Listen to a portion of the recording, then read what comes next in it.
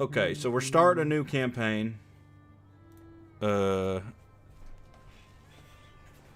idea how long this will last for. You guys can let me know if this is fun or not. It's a homebrewed world, so don't feel too much pressure to like know the lore of D&D and stuff. Just know your characters, and we should be good. A few things before we start, just to make some like world rules not necessarily clear, because it's sort of a vague landscape.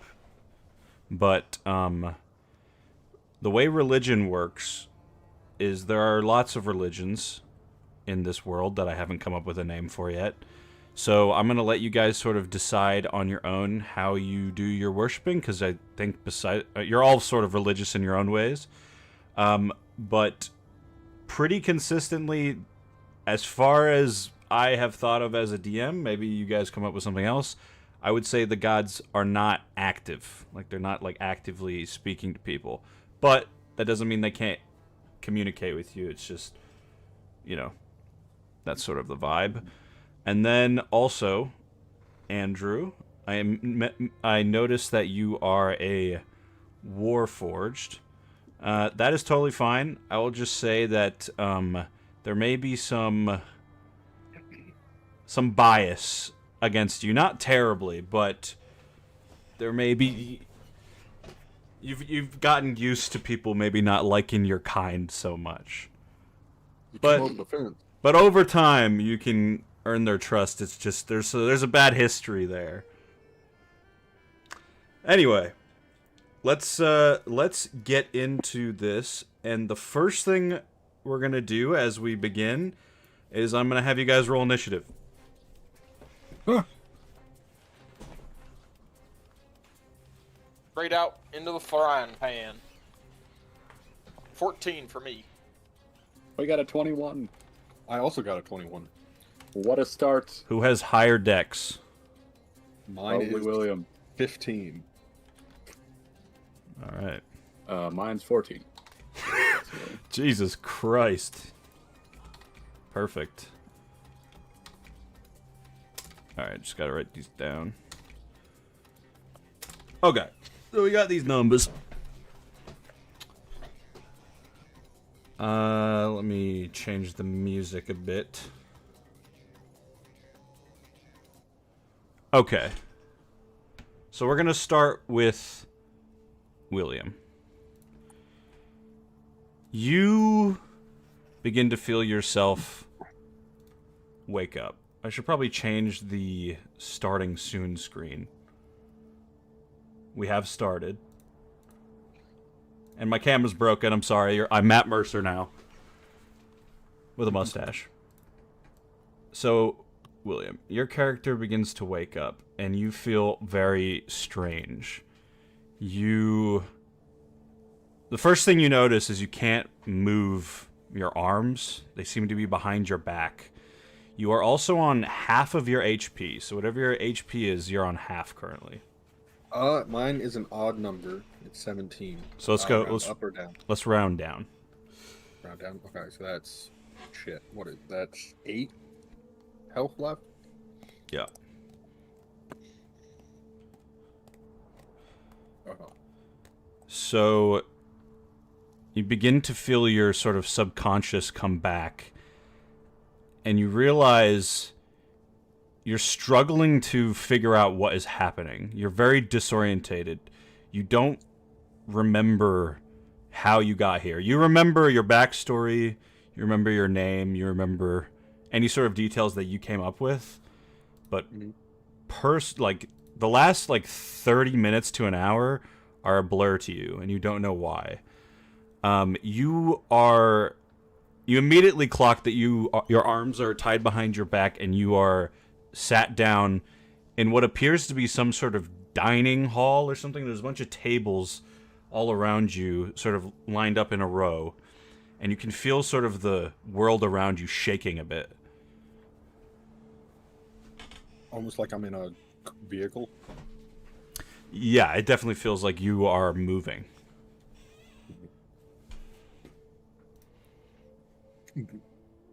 Am I hooded? Like, or just my arms are tied behind my back? Your arms are tied behind your back, and you can see. You can look around and see, but something happened to you. You can feel the pain of being on half health. Well, I guess the first thing I'll do is I'll use my ability Uncanny Metabolism and regain 1d6 plus 2 hit points. Nice. What does that look like? I guess the to me it's just sort of like I center myself in my place in the world, and I let my worries flow away as I recenter myself.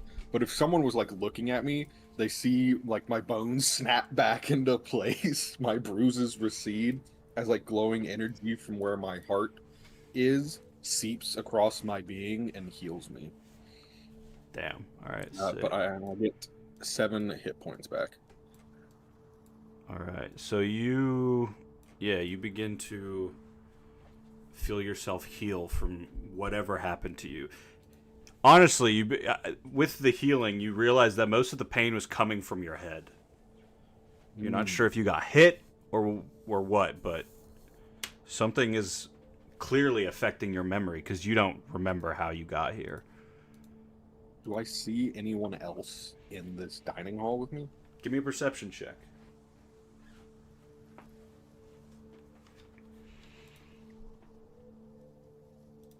14. As you look around, you can see sort of the dimming and undimming light from a window nearby, and as you clock it, you see the terrain outside moving fast, steady vibration. You're pretty sure you're on a train. You also notice a bag. You don't see any people, but you notice a bag of stuff sort of sat by a door that's clearly, a door to another cabin on the train, and you immediately clock it as your stuff. It's about 20-ish feet away from you. My 4 daggers.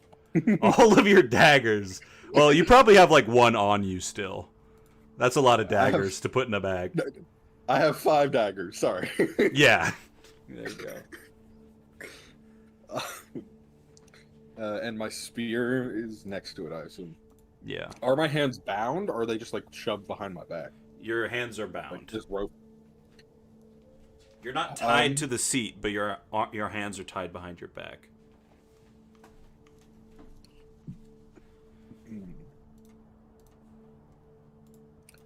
I guess, could I, as a monk and someone who's pretty dexterous, get it so I can get my arm... Is there enough slack that I could get my arms in front of me instead of behind me?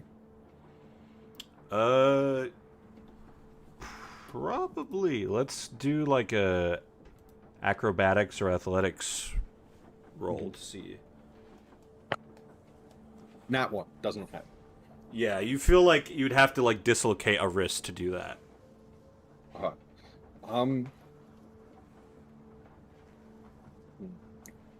But I can stand up and walk around, right? Yeah. Okay. What? Oh.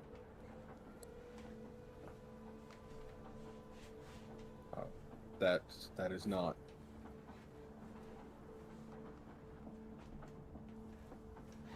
That's not. I was looking. I have Sacred Flame as a spell, but that isn't like fire from my hands, since I summon a beam of light from the sky, so that wouldn't really help me.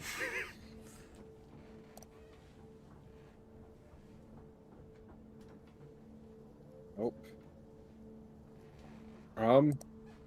Is my spear leaning up next to the bag, or is it like... Do I see my spear at all? Yeah, it probably is leaning next to the bag. Then I'm going to stand up and then, using my spear, cut the ropes binding my hands.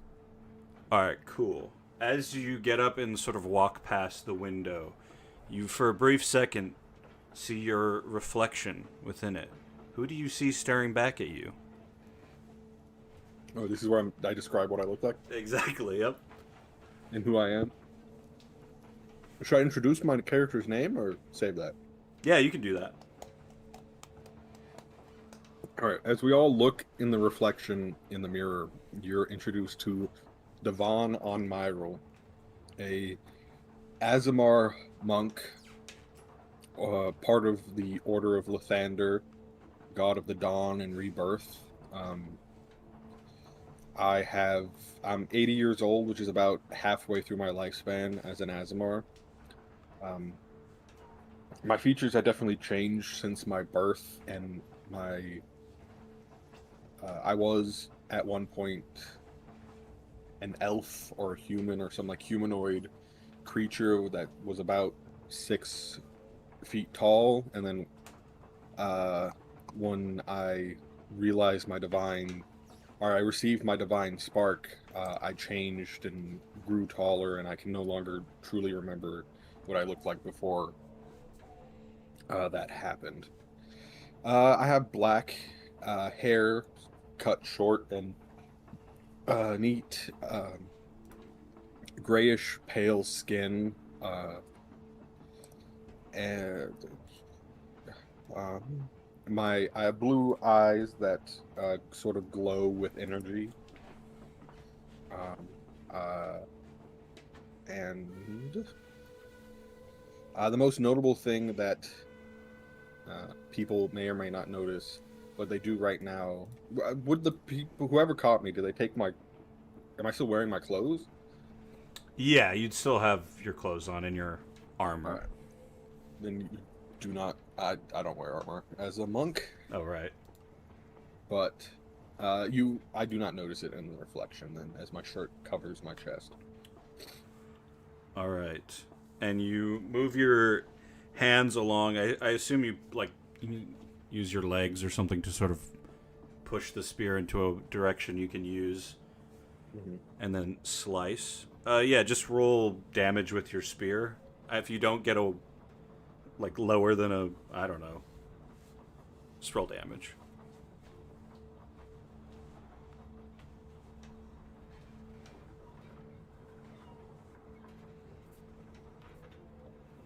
Uh, 5. Yeah, you slice it pretty easily, and you feel your wrists come free. Right. I then grab my bag and sling it over my shoulder, and tie my spear to my back as well, as I don't use it primarily in my self-defense. All right.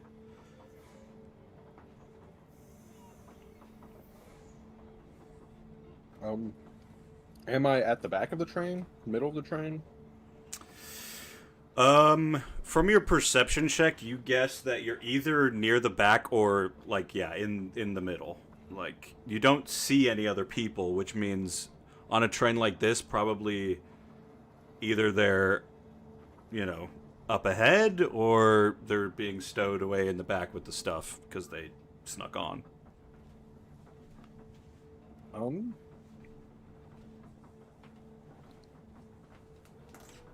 I think I'll make my way forward towards the engine of the train, trying to see if I find anyone. All right. As you begin to move forward, we pause there for a moment, and we refocus on a figure lying on the ground of what appears to be some sort of either dining cart within the train, or perhaps some sort of living area. Custodian. Yes, I said that right. Custodian. You Janitor. feel yourself... The janitor. You feel yourself swimming, swirling around in a star-filled void. You are unsure whether this is reality or some sort of dream, but as you begin to think, you conjure up certain thoughts. What would Custodian, what would he be dreaming about in, if he was thinking about a good memory? Hmm. Custodian would be thinking about sitting in the woods with a bunch of moss that's rolling around in that By himself. by himself. All right. And you can actually feel the moss touching your constructed features. It's almost strange, like you almost feel mortal or human for a moment. And just as quickly as you began to reminisce on this moment, you can feel the sensation of that dream being pulled away by something magical. Something is taking that moment from you. And almost in a panic of trying to get it back, you feel your eyes open. You are currently on 0 HP, but you are stable. You're not tied up. All your gear is still on you. But you can feel that something really bad happened to you, and everything hurts. Ow.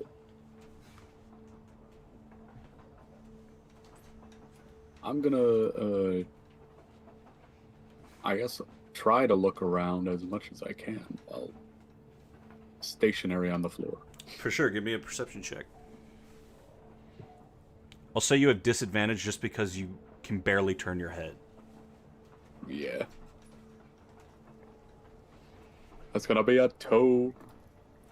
Alright.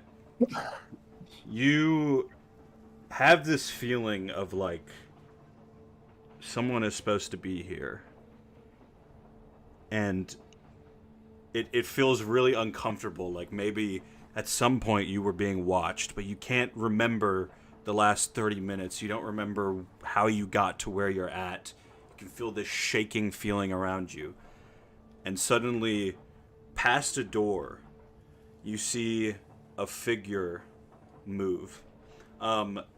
They're short in stature, bearded. They clearly have some sort of weapon on them. You can see them sort of peer in the room. What would you do as this happens?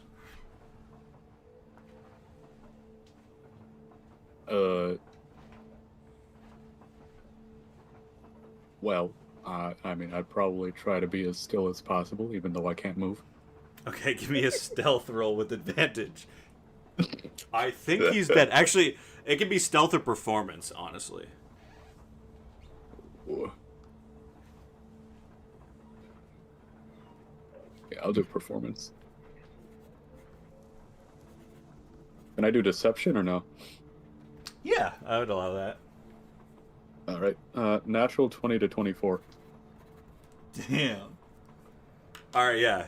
You see this, clearly a dwarf, peer in the room, almost like checking to make sure you're still down.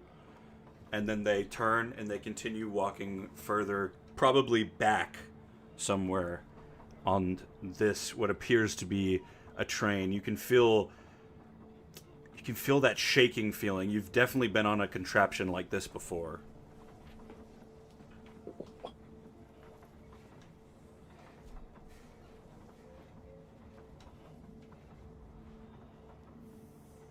Is there anything I'm gonna else? keep looking Oh, at the ceiling right now. okay, perfect. You start vibing with the ceiling as the moment passes and this dwarf continues on wherever he is going. As that happens, we are going to go to our... Well, I should just have you describe your character now. So we'll just do that real quick, Andrew. But there's not technically anyone looking at you. All right. Flashback to 5 seconds ago when the dwarf was looking at Yeah, me. what the dwarf see? Dead-ass corpse. All right. So looking into the room, he sees a roughly 6.5 foot tall warforged lying still about on the the same ground. He has a ton of spikes sort of welded onto his body. At closer inspection, there is seemingly a bunch of what would look like moss seeping out of his cracks. Pause. I'm sorry?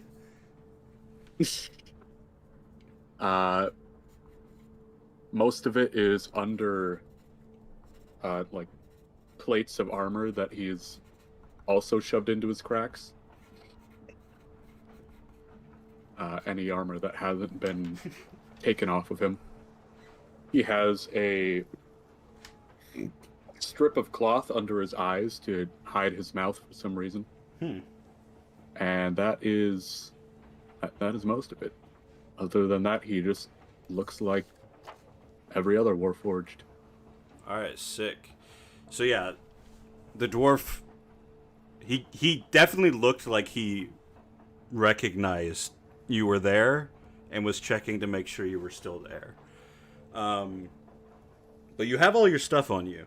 Nothing's been taken from you, as far as you can tell, in your passed out state. Yay.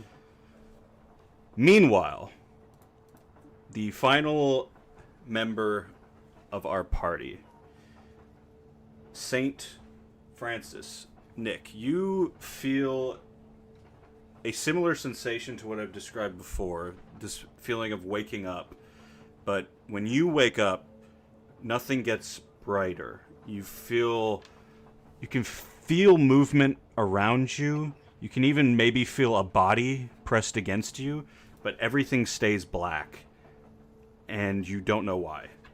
You don't remember how you got here.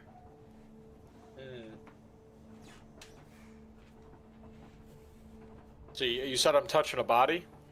It feels like it, yeah. And I, like, pat the body and be like, are you okay? Whoever you are? Yeah. As you do that, and you begin to speak, all of your words come out muffled as you realize there is some sort of gag in your mouth. And the body begins to move, and you can tell in some form or fashion, probably from behind, they are like tied to you in some way, and you can hear someone else going. Can I attempt to break my restraints? Yeah. How would you try to do that?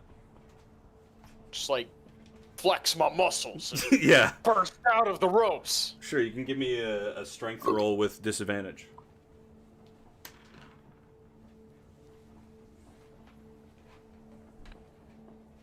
6. All right, you begin flexing your muscles, and you immediately hear a voice be like, I wouldn't do that if I were you. Just stay still, and this will be over soon. There is another figure not tied to you in this place with you. I do a history check to see if I recognize the voice. Absolutely. You can do this with just normal roll. It will be a difficult roll, though. So I'll say the DC is like 17. That's going to be an 11. Okay, so while you don't recognize the voice, you definitely can clock that the accent sounds like a dwarf to you. Or if you say. But there's no context other than that as to why a dwarf would be telling you not to try to free yourself.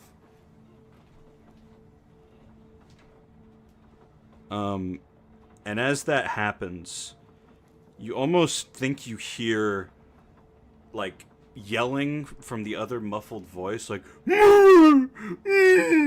and they sound very scared. Mike, I'm going to say this too, is based on the feedback you gave me, William, since it's tied to someone who died, I'm actually going to be Sir Francis Kelly instead of Saint Francis Kelly, because that'll open less questions, I'd say. So, Sure. I've died before. Like, I'm just thinking that to myself. I've died before, and I'm ready to die again, if this is my fate. But I will continue to try and break out of the restraints. Okay, cool. Yeah, let's do another strength roll. This time you can use, like, let's say you can use athletics or acrobatics, depending on what you are good at. Athletics is definitely it. You'll still have disadvantage, but you're starting to get a sense of how tied up you are. Definitely get a boost. All right, disadvantage. Okay. Unnatural 20. Hell yeah. Okay, so you managed to pull your arms free. My question would be, you can tell that there's someone in here not wanting you to do this. Would you try to do it without it looking like you freed yourself, or would you just be like, fuck it, and, boom, hands free? Fuck it, I'm bursting out. I don't care. All right, you pull your hands free. Can I take the thing off of my eyes so I can see what's going on? Yes, you can. You pull the blindfold off, and immediately... What would you look to first? The person that can talk to you or the muffled voice? Person that I can talk to. Alright, yeah. You see what is very clearly a dwarven bandit. Give me another history roll. Another 11. Alright, you don't recognize this dwarf or what their sort of clothes signify, but immediately you can see they're like rolling their eyes like... I just said don't do that. But they're not pulling out any weapons.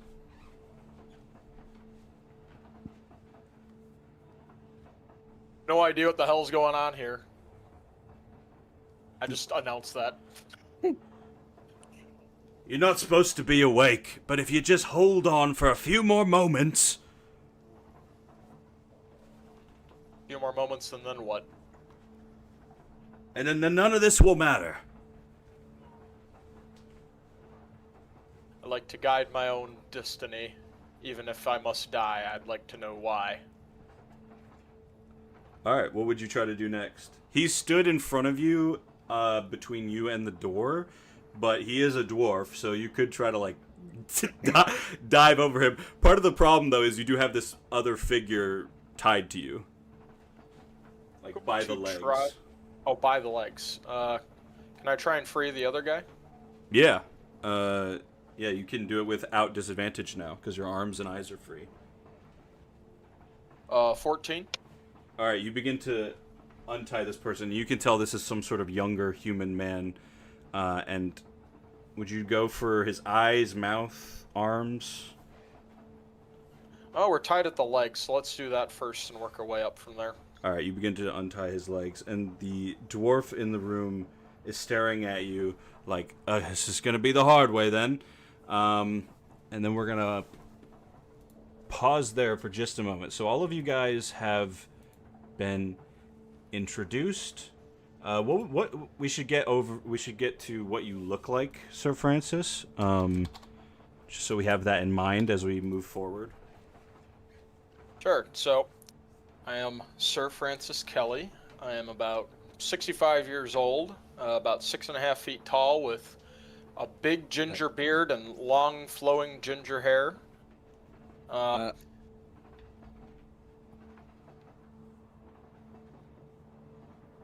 campaign's over. Yeah. Is there something, William? Oh, I was just gonna say, I made myself 6'4". We're all like the exact same fucking height too. Perfect. It's oops to all religious tall people. I'm kind of wearing armor that's fitting of someone you'd expect from the Crusades. Nice. But I am a kind of... I've been reborn in this form. I was a very unspectacular human known as Carlton Brando prior to my death. I was killed by a bunch of orcs decades ago and inexplicably came back to life one day. And now I wander the realm searching for those same orcs. Not to kill them, but to actually see if I can convert them to my faith and continue on. Hell yeah.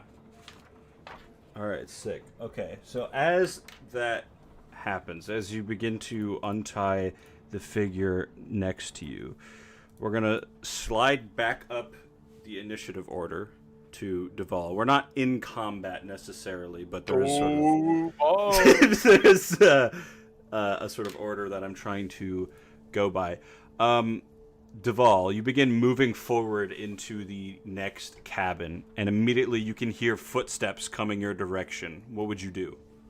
In front of me or behind me? In front of you, the way you're going, coming towards you.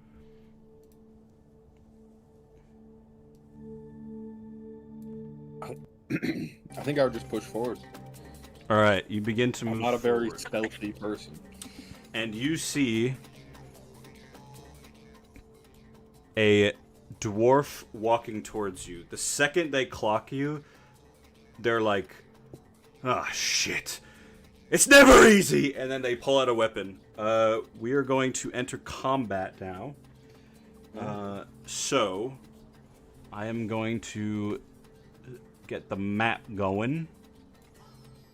Because there is a map. There's a map. There's a map. There's a map. A map. There's a map. Map. I'm a map. And I'm going to...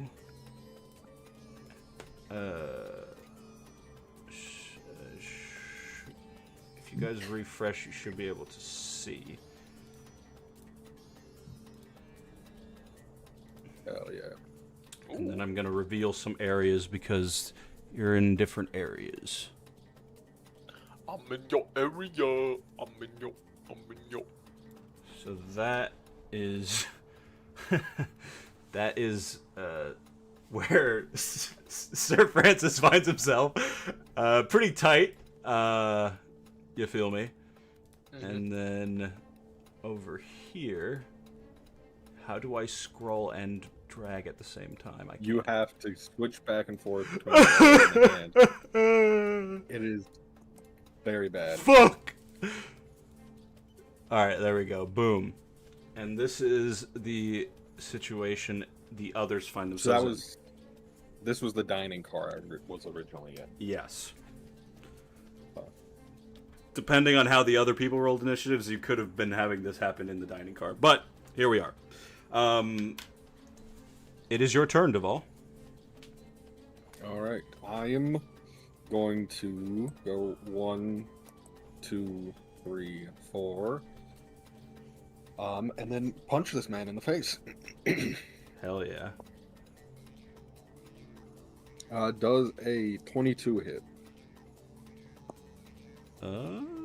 Yes, obviously. Why did I have to ask? All right.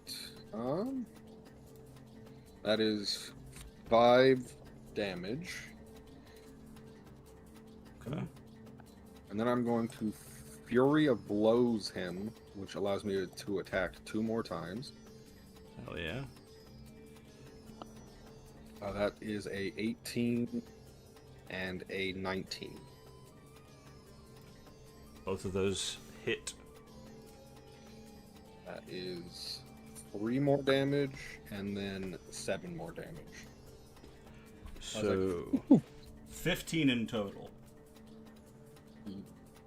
7, 3, and 5, yeah. Alright, let me check something.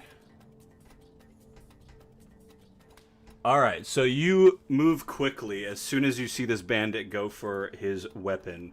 And within, like, probably not even 6 seconds, within like 2 seconds, you're on him. And then bam, bam! What do the strikes look like as you smash into this person like a ninja? First one, I whop him in the side of the face, and I go for a gut punch. And then with the third one, I sort of use my momentum and swing my leg into the side of his body. Alright, that leg slams him against the wall, and you can just see the air is completely knocked out of him as he falls to the floor. Maybe dead, maybe unconscious. May you be reborn in the light. And then I move past him. Alright. As you continue to move forward, you get to this open door, and on the ground in the room, you see the Warforged that Andrew described earlier. I guess this is a question for Andrew. You are a cleric.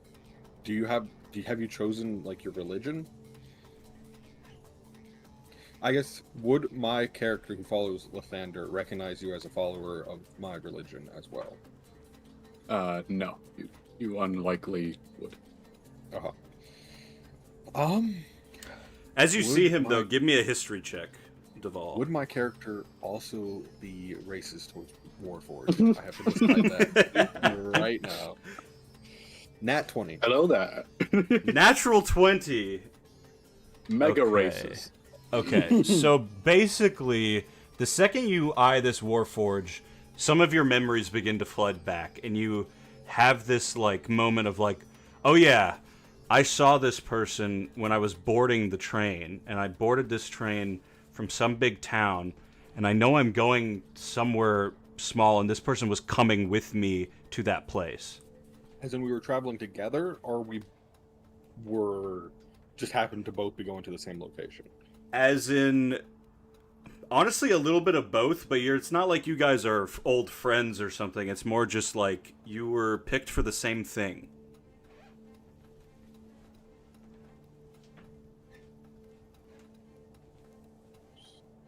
So you at very Do I least remember know his that name? they... Probably not. You have actually, with the natural 20, you definitely know his name. You at very least know that he's not one of the people that did this to you. Yeah. Do I recognize that the dwarf is a bandit? Yeah, pretty. He's got bandit clothes. Give me a history check on the dwarf as well. 11. Okay, yeah, you recognize him as a bandit. I walk up to Custodian, and I guess I do a medicine check to see if he's dead. Yeah. I'll just say hi to him when I see him. Oh. Greetings. Custodian, I see you've run into some trouble, it seems. I'm a bit bricked up at the moment. Hey, yo! Yes.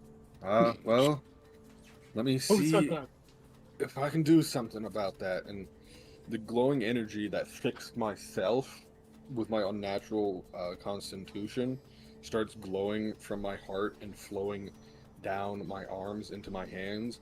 And I use healing hands, and I touch a creature, and they regain 2d4 hit points. Sick. Oh my. Custodian, as you get this health flooded into you, give me a history check as well. You get 5 HP. We're so back.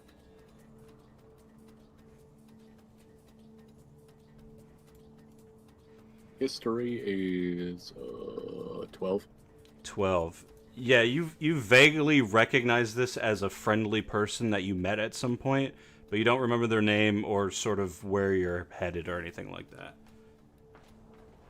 And just to be, I don't remember the names of where we started from or where we're going. Just that we started in like a big town, a big city, and we're going to like a smaller location. Yes, and you remember vaguely you were summoned for something, or maybe it's a job, you're not quite sure.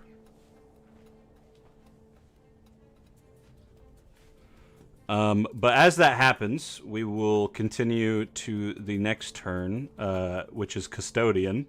So, what would you like to do? Since there isn't an enemy nearby, we're not technically in combat with you guys, but just sort of like, you have a range of things you can do.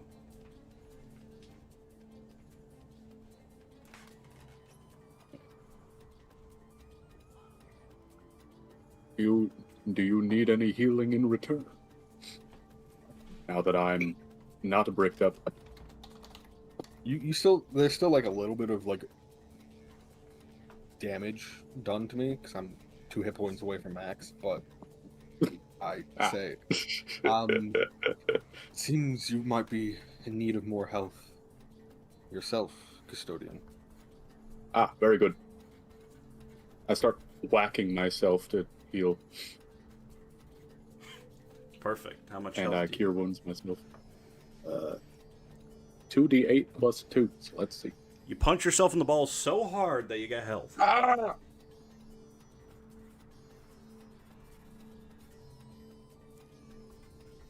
That's 14 back, so I'm at max. All right. Where would you guys like to go? Well, Custodian, I know we were traveling from wherever we boarded this train together to a smaller location along its route. I can't remember exactly where, but I figured if no one was around, something must have happened, and the bandits indicate that the train's being hijacked or something. So if we head to the engine, we might be able to stop it or stop whatever plot is going on. I look out at the dwarf. Who's been body slammed up against the wall. Yeah. Oh. Alright. I dab my homeboy up. And then we'll head up north. All right, you guys begin heading to the next cabin. As that happens, the male human... Oh, I fucked everything up. There we go. The male human that is tied currently to Sir Francis, he has his legs free, but currently can't see or speak. So he is going to basically, like... As soon as he hears the dwarf being upset, he would, I guess, like, pin himself closer to Sir Francis, but give me an insight roll, Nick. Insight. Da-da-da-da-da. That's gonna be 14. Yeah, this human clearly feels safer with you than he does with the dwarf, and he is non-verbally asking for protection. Alright, I will position myself in between. Do I have any of my weapons on me? That is a great question. As you begin to feel for your weapon, I will let you say you have one of them on you. It appears the rest of your gear, other than your armor, is somewhere else. Okay. So I don't have my armor on. Let's see. No, you do have your armor on, actually. Oh, I do? Yeah. Okay, so I have my great sword and I have my armor on, but I don't have shit else. Okay. I'm gonna position myself between the dwarf and the human and hold out my great sword and be like, I hope to handle this non-violently, but that choice is up to you. Okay, give me a persuasion roll. Nat 20 plus 6, 26. Yeah, as you say that, the dwarven bandit in front of you, he's wearing a strange mask that you're not sure what it is, like, what the significance of it is necessarily, but he pulls the mask up so it's, like, resting on his forehead, and he sort of puts his hands up, even though one of his weapons is in his hands, and he's like, I don't want to kill you either. Perfect. Shall we agree to go our separate ways and... Like, first of all, why did you have us tied up like this? What did you mean by this will be done shortly? You didn't want to kill us? He's, like, tapping his foot, and you can see he's, like, nervously looking back at the door, and he's like, it's just best if you just stay here for a little bit longer. From what what's the word I'm looking for?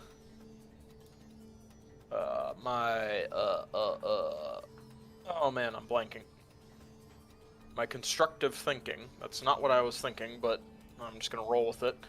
That you're looking to rob something on this train, and you don't want me going through that door. Well, that makes me want to go through the door. So now we go.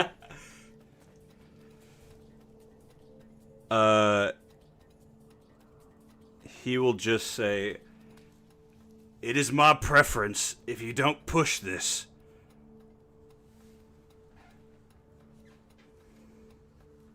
It doesn't appear like he's going to move.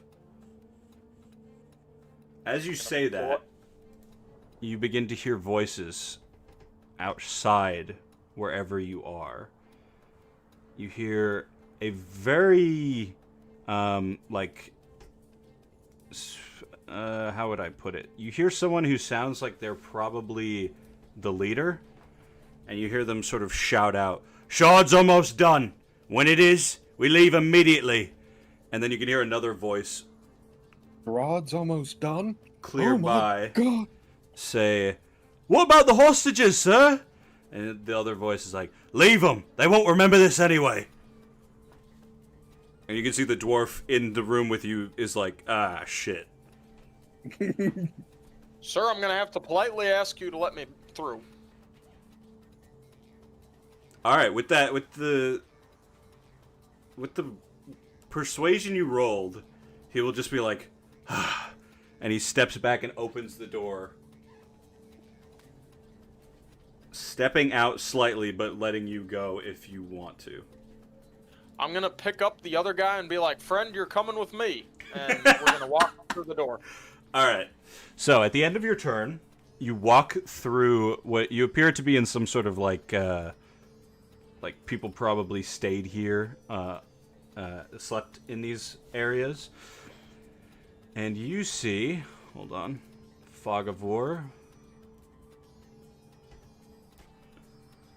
You see, so I'll have you step out here.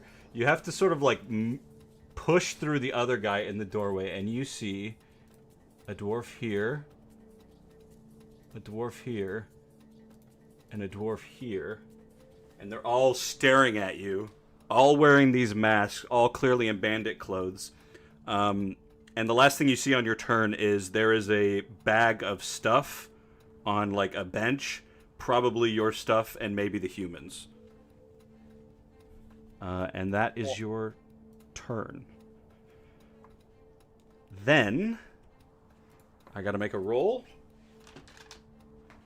Where's my D20? All right. Then I gotta make another roll. All right. And that is good for you guys. All right. At the end of your turn, Sir Francis, you see all these dwarves begin to like turn towards you, and they're like, "Gorman, what the fuck are you doing? You're not supposed to just let them out." And he's like, They're not supposed to be awake. It's not my fault." And the two closest to you are gonna like step forward, trying to like grab you and apprehend you. So let's do a strength contest. They are dwarves, so they're much smaller than you. So I'll say instead of rolling with disadvantage, you can just roll a straight strength roll. 18. 18. All right. Yeah, I mean, they both got single digits. So you just like push your way past these dwarves. Oh, thank you. You can tell that they are not trying to hurt you. They're clearly upset with the other dwarf, though. And then you can see the B4, probably Bandit 4, up above, begins shouting orders like, "You fucking idiots! We already sent one to deal with this shit, and you can't even handle the two that we assigned you to!" And he's gonna fire at the human with a crossbow. That is going to hit with a 17. Let me see. Okay, that's not too bad. He only did 3 damage, which does look like it hurt this person quite a lot, but they are still breathing on your back. And that will be the end of round 1. Deval, it is your turn again. Right, I guess I'll go 1, 2, 3. All right, as Where do I you end up?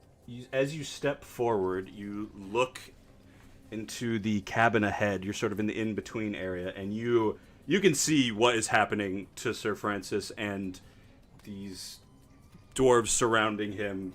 Some sort of ruckus is going on in here. Do I, because I recognize Custodian. Do I recognize Sir Francis? Yeah, I'll say with a natural 20, you do recognize him. He was also with you, yeah.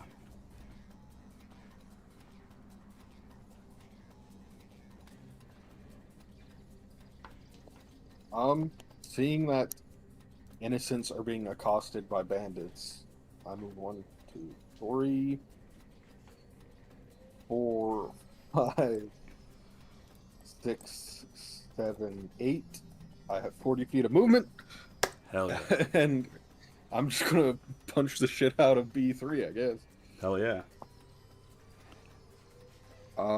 That probably is a miss. 11? Yeah, that's a miss, unfortunately. Alright, I'm gonna Fury of Blows again. That's my last one. That's a 7, and then a 9. Unfortunately, those Try. all miss. Whiff a little bit more on this. It's more and that's crowded my in this turn. area. Not enough space to get your Yes. leg kick in. Exactly. All right. Okay, so we are in combat now, so we will be doing combat rules. Custodian, it is your turn. You can also see what's happening up ahead. I see things I can crush and kill, so I'm going in there. All right. Hell yeah. 20. I pull up. Not terrifying with all those spikes on you. Yeah, hello. Yeah, they see an unarmored man just full on sprint in, attempt to beat the shit out of someone, and then a full on robot chase behind them. Ah! All right. That's 15 to hit the dwarf. That will hit.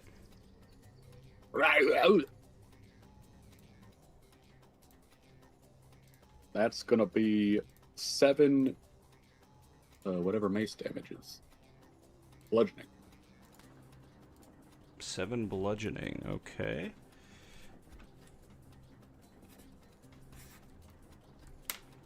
And yeah, that will be the end of my turn. That's your go. All right. Yeah, you slam your. You said you have a mace. Yeah. I assume it sort of looks similar to what you're made out of. Yep. Yeah. So you slam this heavily spiked mace into this dwarf, and all of a sudden they all start like looking around, like this is not supposed to be going this way. And now that damage has been done, it's pretty clear that they're gonna fight back. So the human tied to Sir Francis is just freaking the fuck out. So basically, he just starts like. Actually, he would stay still because he knows that if he moves too much, it will probably hinder the person he's tied to in their combat. So he's gonna stay still, but he's like jerking his head around, trying not to get shot again. So I'm sure that will help him. Then it is. You guys begin to hear more footsteps from further ahead in the train as another dwarf walks through, sees the chaos, and is just like, oh, for fuck's sake. And is going to pull out a crossbow and shoot at Sir Francis. Mr. BBL. BBL Drizzy. What is their attack plus? I assume a 10 does not hit Sir Francis. Hell no. All right. Can they attack again? They cannot. God damn it. That is that. Sir Francis, it is your turn. Using my action, I'm going to use Healing Hands and heal the human. Hell yeah. All right. You can feel that he's. That definitely calms him. It's 2d4, so he will regain 6 health. Hell yeah. And I'm going to position myself in between the person who attacked him and, like, I'm going to, let's see, can I have it where, like, I move where he's on my back, right? Yeah, so you want to, like, face him over here or something? Exactly. Yep. Okay. And I say, you attacked me, not him. Hell yeah. Is that your go? Yep, that's all I got. Jesus Christ. Somebody's rolling bad. All right. Oh my god. All right. So on their turn, the dwarf that let you out just sort of slowly walks backwards into the room and closes the door. That's my boy right there. Yeah, he's like, I just don't feel like dealing with the fucking Warforged with the giant mace or the ninja. Fear a man who sprints into combat unarmored, ready to just punch people in the face. And then B2 and B3 are both going to attack Sir Francis. But that is going to be an 11 on the first one. Hell no. And a unnatural 20 on the second. That will hit. Thank God we don't got any cocks in this group. So that'll be 6 slashing damage as you feel a blade sort of slice up against your shin as they're clearly trying to... It looked like they were trying to swing at both you and the human, but decided to just do you. As you called them out. They're not complete assholes. And then the other one is going to shoot at you as well. The crossbow. Natural 20. Oh! So I guess we'll just keep the same rules as we're doing in Strahd and double the dice. So 8 more damage as you get a crossbow bolt thuds into your chest. Are you down? Nope, I'm still up. Nice. Hell yeah. All right, and that is their turn. Deval, back to you. I'm gonna attempt to punch B3. Hell yeah. Does a 14 hit? Yes. All right. That is 8 bludgeoning damage. All right, you slam your fist so hard into his head that his eye pops a little bit as he falls to the ground. And then I do with my momentum, I then turn around and kick B2 as well. And I got another 14. That will hit. That does 7 damage. All right. You slam your fist into him. He's still up, but you kick him right in the balls and he feels it. Yeah. Yeah. What's great, so I can do 1 unarmed strike, and then as a bonus action do another one, or as a bonus action use a point to do Fury of Blows, which is 2 more attacks. Jesus Christ. Is that your full turn? Yeah, I don't have a lot. I use my bonus action, I use my action. I don't have any movement I want to do. So yes. All right, Custodian. You watch the ninja take down the dwarf that you slammed your mace into. Suddenly not having a dwarf to hit, I'm gonna start stomping over to B2. Well, hello Menace. there. Absolute menace. And I'm going to hit him with a 24. Yeah, you will. Yeah. Fantastic. That will be 9 bludgeoning damage. All right. How do you kill him? I take the mace, I'm holding it upside down, and I jam it into his skull and make a little soup bowl out of it. Yeah, I mean, the last thing you see before you do that is just the fear of a man who probably has not seen many Warforged before. And you are terrifying. Actually, give me a intimidation roll. All right. 21. Yeah, you see both of the dwarves further down the hallway begin looking at each other like we didn't sign up for this. Peeking around the corner. Do you want to do anything else? I'm standing on the table gesturing like, come at me. Gesturing to my penis. It ain't gonna suck it, so. Yeah, I'm just gonna start, assuming Francis doesn't stop me, I'm gonna start, walking down the hallway. B4 screams. Alright.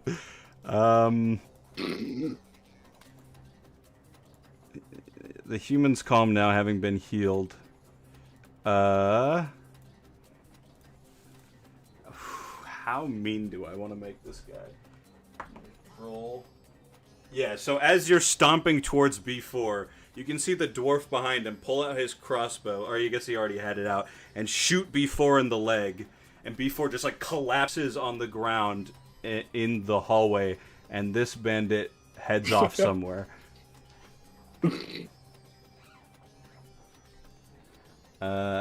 And then, Sir Francis, that is your turn.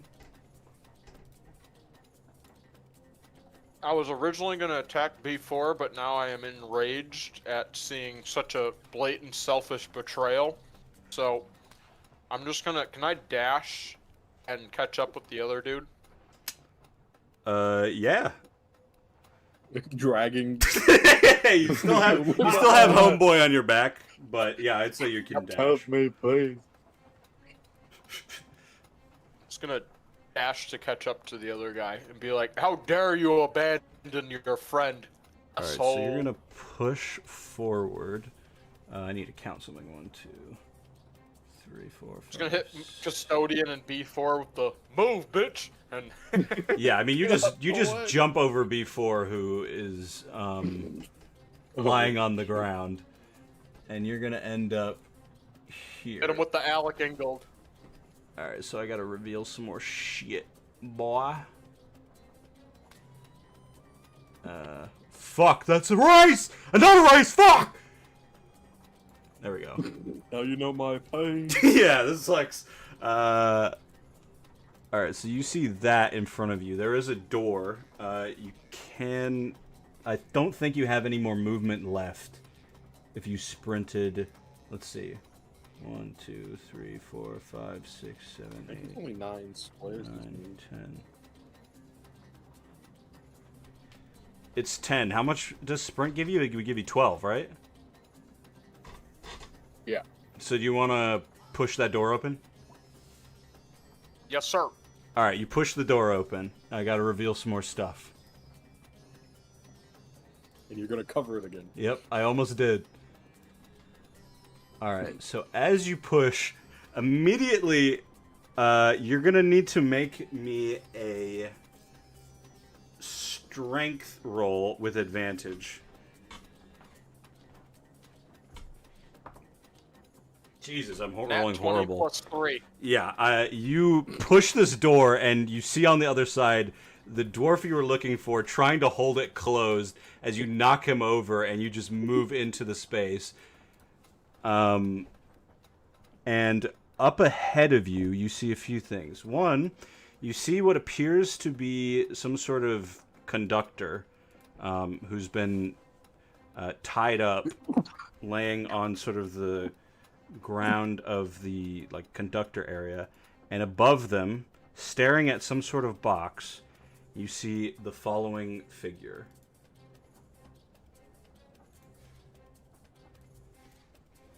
And they are... It's the Masked Singer. Oh my god, I'm such a big fan. My favorite show. They are looking at this object in their hand, some sort of box. But that is your... can you... I guess since you sprinted, you can't attack, can you? Nope. But you have caught up. I have to make another roll. Okay. It's a little bit better. You can see that up ahead of you, the tied-up conductor, this older lady, begins to like shake, trying to break free from the restraints, probably boosted by the fact that she sees that somebody is fighting back. Give me a history roll, Sir Francis. History. Mr. Drake. 9. Yeah, you don't recognize this person. Okay. Then it is going to be. Let's see if this guy dies. Okay. The masked figure moves forward slightly. 1, 2, 3, 4, 5, 6. He's staring at you. I'm gonna need you to make a wisdom saving throw, Sir Francis. 7. 7. Okay, what is this? I'm pretty sure you failed, but I gotta see what this actually does if you fail. And it's not loading. I repeat, the page is not loading. I'm being let down by technology. Come on, D&D Beyond, you got it. Come on, come on!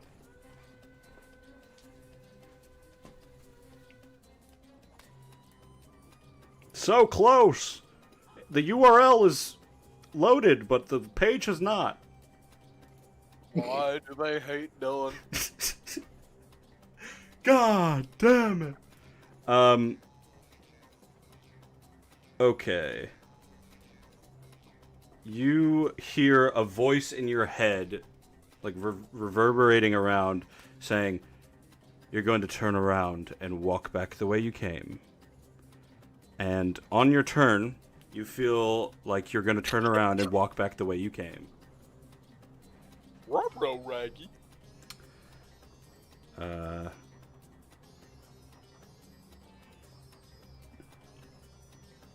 Yeah. All right. And then Bandit 4 laying on the ground, just been shot by who he thought was a friend.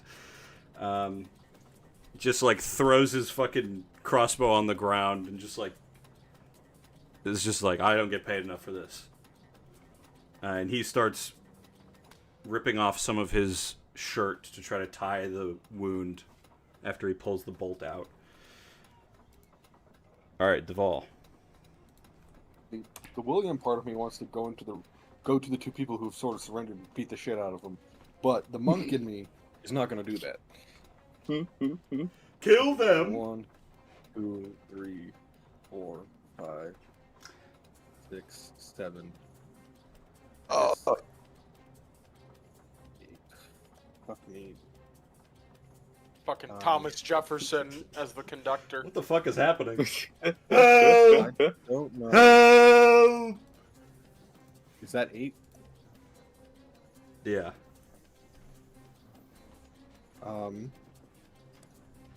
So I see this masked figure now, and that the what the I think you have to unclick the arrow. Just gonna refresh the page. There we go. So I see the masked figure. I see the other dwarf. I can't really move further. Does BL look like they're going to continue to fight? Give me an insight roll.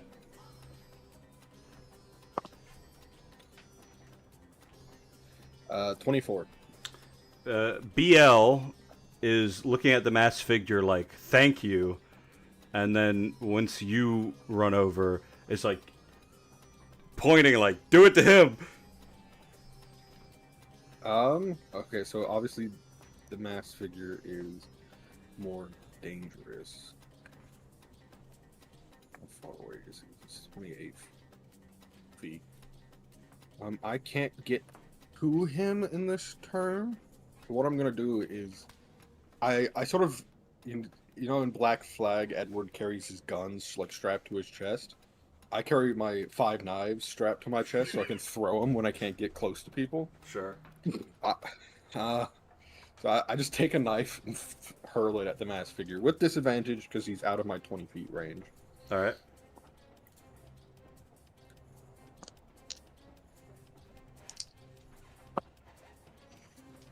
Does I think that is finesse, so it's plus dex, plus 4. Does an 11 hit him? Does not. Alright, so the dagger whizzes past and clatters into the floor. Is that your full go? That is my full go. All right, Custodian, you're up. Time to clean up these bodies. Does somebody have a mop? Alright. I'll start walking towards B4. He's screaming still. Ah, please! Please! I open the door on my left, and then I just drag his body in. Alright, as you open the door, before you keep moving, as you open the door, you look in to drag a body, and you see another dwarf in there, hiding. And as soon as you open the door, you're... Ah! You just place the body in, close the door. I look at them both, and I close the door. Then I just want to say, I think this is the most merciful we've ever been. Yeah. Don't worry, he'll come back with a grenade. And eventually I come over here. Alright. Is there anything you want to do, or are you good chilling? No, I'm just being chilling until it's my turn to pull up. Alright, as you pull up, you see the human on the back of Sir Francis just like looking at you like, holy fucking shit, what is that? Yeah, everybody except for the other 2 people are terrified of you. I'm mean mugging the human for no reason. Jesus Christ. He's pissing himself. The bandit that is still here. I'll say he was knocked prone by the door being pushed open. He stands up and he pulls out a blade to slash at Sir Francis. Another natural 20. Oh! Oh my god. Okay. 12 plus 1. 13 damage as he just jabs it into your chest. I'm down. Alright, you fall, and the human falls with you, going prone on your back. And then the bandit steps back, and you hear him audibly say, "What's the escape plan?" to the masked figure. And the masked figure does not say anything. And then Sir Francis, the first death saving throw of the campaign. 15. Hell yeah. Alright, and then I gotta make a roll. God damn it. You can see, all of you can see the conductor in the background, clearly tied up, clearly trying to free herself, but she's just a little too frail to get these ropes off of her. But she's fighting, trying to do anything to help you. Then it is, I know who it is. I definitely did not just close the initiative. There we go. That guy is still... Yeah, okay. Somewhere in the back of the train, you feel a dwarf die. Oh, the one I knocked unconscious? Yeah, he's failed all his death saves now. The figure, the masked figure, looks down at this bandit, and he says, "Surely all of your men were there to protect you. Why do you need me?" And he's like, the bandit is like, "Ha! Very funny! Let's get out of here now!" masked figure just sort of looks at him and will take a step back, clearly looking out the window. And you can see them begin to move their hands like they're casting a spell, and you see Misty Step be cast as they disappear out the window. And the bandit is stood there, and a brown lump just appeared in his pants as he has been left alone. And I'm gonna have to clean this. the masked figure left with the box they were holding. And the bandit turns around. It's not his turn, but he turns around and immediately puts his hands up, like, please don't kill me. That will be Deval's turn. Deval.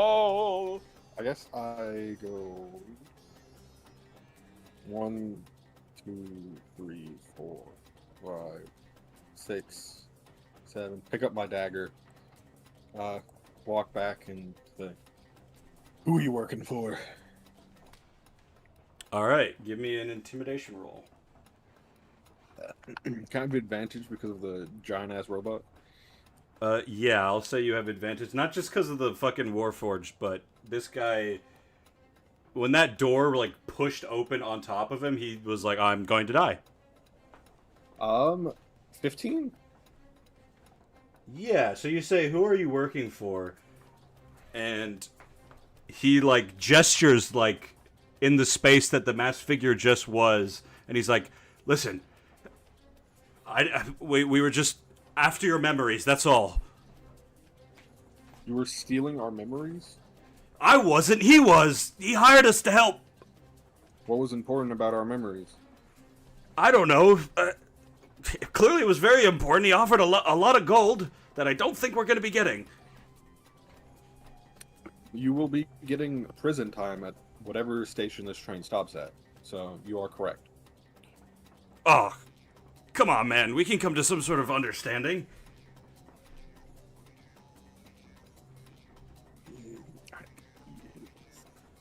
My freedom is worth a lot to me.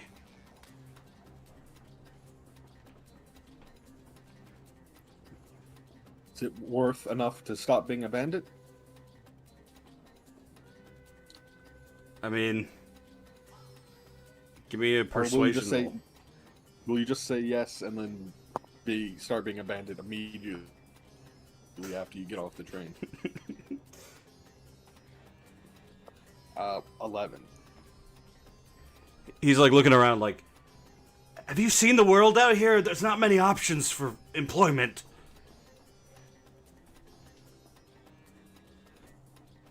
Just because an option is bad does not mean it is not an option. I will say that is the end of your turn, Custodian. Unless you want to attack him. No, I had a... Well, no, my questions were answered. I was going to say, what were you after and who were you working for? But we know those two things. Yeah. Alright, I'm gonna step over the actively said- peeing human and You said Francis we for a only moment. lost like the last hour of our memory? Yeah, you did not remember getting on the train until it came back to you. You didn't remember getting on the train or being knocked unconscious.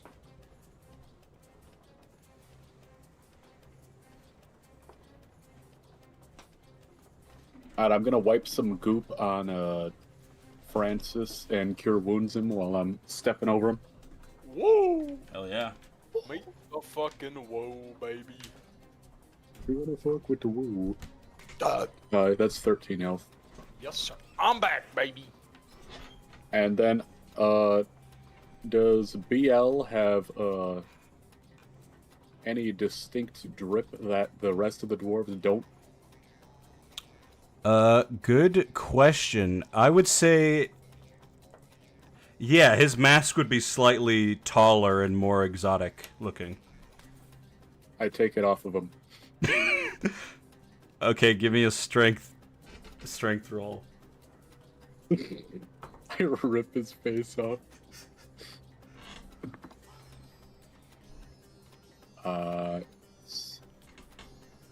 18. Yeah, I mean, you can see him sort of instinctively reach to, like, stop you from snatching his chain like that, but he doesn't get there. Actually, he does, but you just pull it out of his hands anyway. And his hands go back Alright, up. I'm gonna... He start wandering away. I am your over the leader. boys again and start wandering back. Alright. Sick. Alright. At this point, his yeah, dude, I've rolled so bad for this human trying to break free. Oh my god. So he's still attempting to get his arms free to try to help Sir Francis, but now that he's healed, he's like, well, yeah. I'm gonna say we're out of combat now because it appears that all of the bandits have surrendered.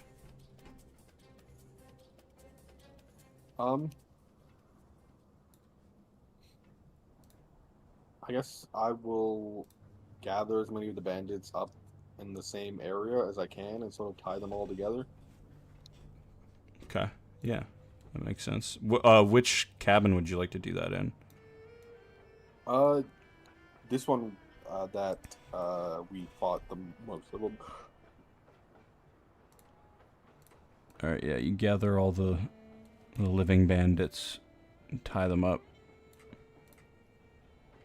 And then I would speak to the conductor.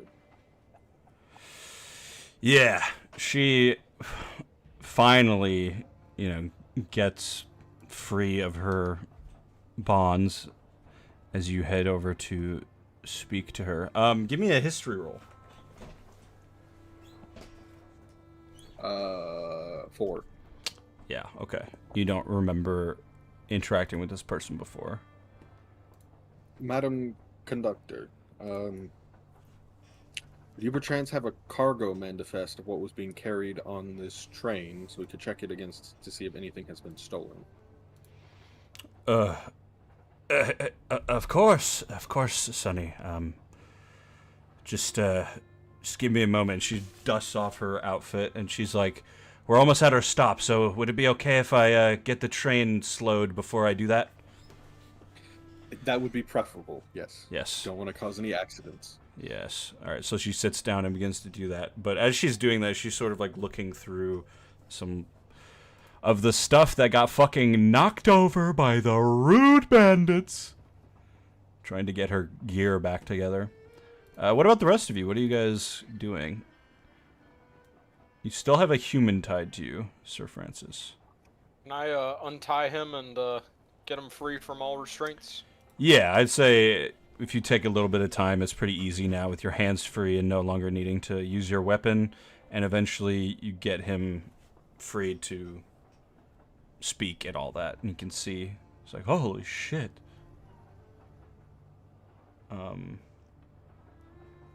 But even though you've untied him, he still remains close to you. You're my homie now. Trauma bond. Trauma bond. What's your name, buddy? My name's Yank. Thank you for protecting me. That was horrifying.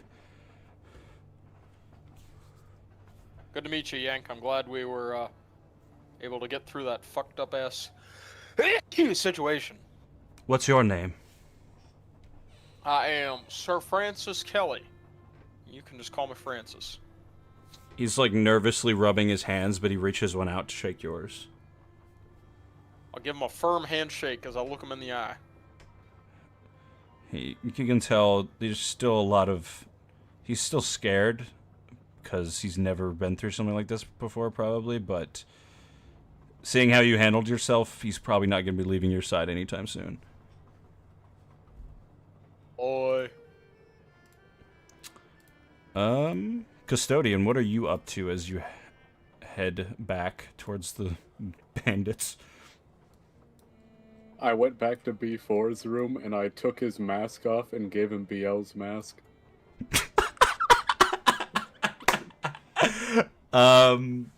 Okay, yeah. Give me a persuasion roll, I guess.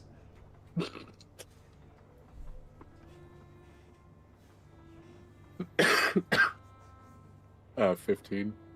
Yeah, I mean, he just nods and he's like, "The mirror talks. Thank you for being merciful. We're sorry that all this shit happened." And I close the door on him again. You just hear him say, "Okay," through the muffled door.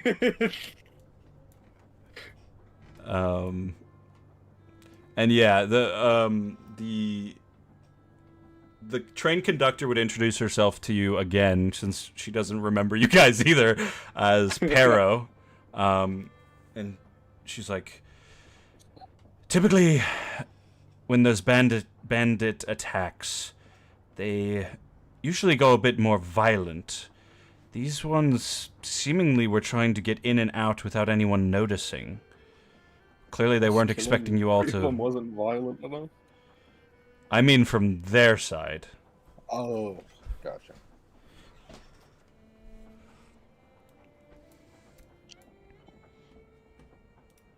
And yeah, eventually she manages to slow the train, or at least get it going. She gets you the sort of manifest or whatever that you were looking for. Is there anything in particular that you're looking for, or just seeing... I want to see if there's any, like, high-value objects.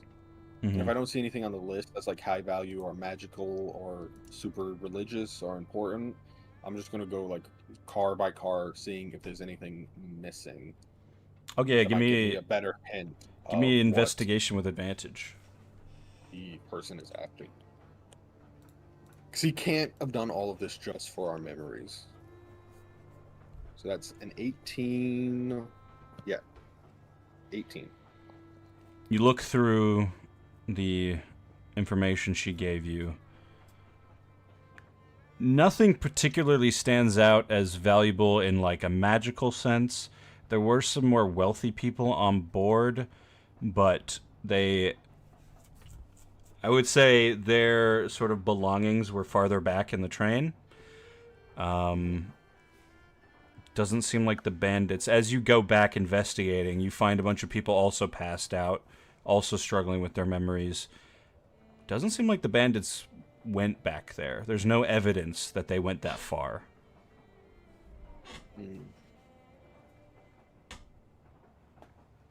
So I guess I turn to the party. Based off of what I'm reading on the cargo manifest of the train, there's nothing of particular real magical importance or valuable importance, and all of the stuff that was valuable looks like the bandits didn't disturb it.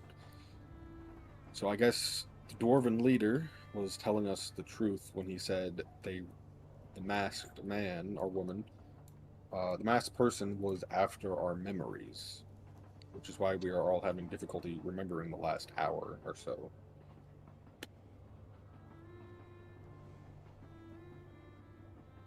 Things are a bit fucked up at the moment. Pardon my French. Or pardon my language.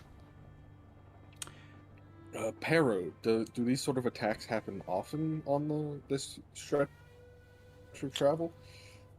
I mean, relatively frequently. We've had a lot more bandit attacks recently.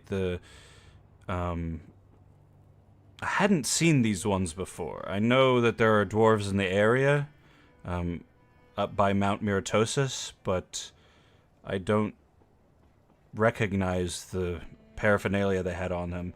And Yank, who introduced himself to Sir Francis, would come up and be like, "Yeah, those were definitely Miratok bandits. I heard people talking about them back in Whitwall."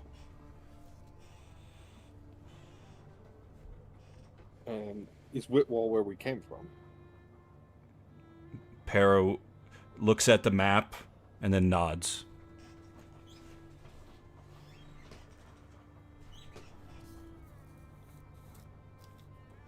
You said those dwarves were from Mount Miratosis, Yank.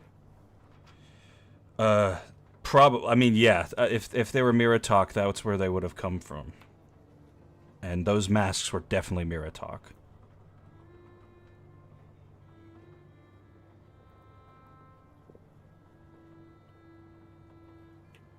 You said Whitwall is where we came from? Yeah. Well, Yank, are your memories still intact? So, I vaguely remember getting on board the train, and I remember you guys being there with me. I think we're headed to the same place somehow, but that's all I remember.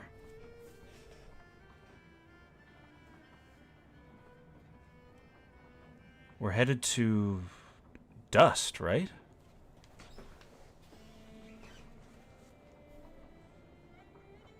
Your guess is as good as mine.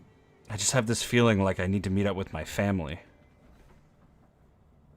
And they're in Dust, so looking at the map, it would make sense that that's where we're headed. And at this point, the train probably fully stops.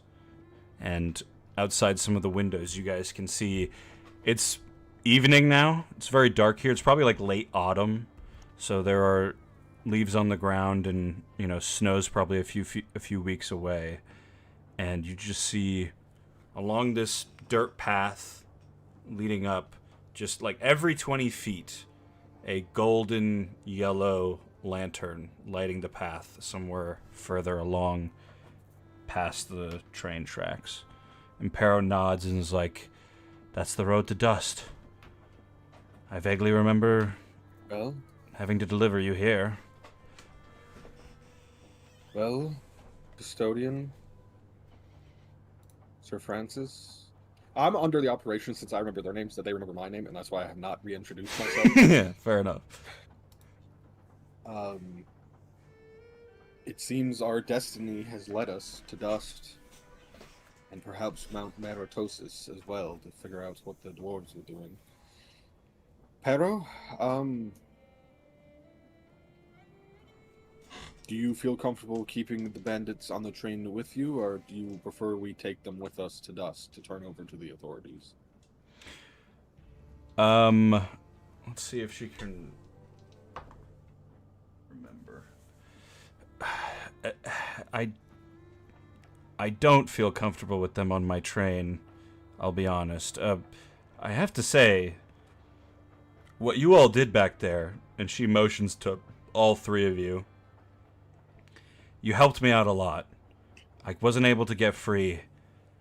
I'd like to reward you with some coin, if that's all right.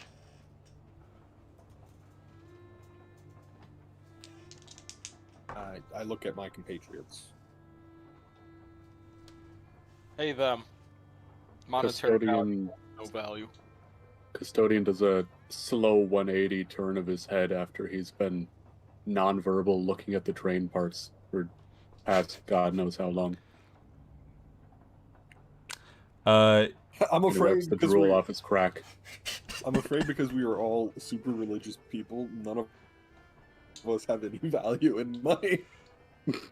Regardless, she will offer 25 gold to you if you want to take it, whoever.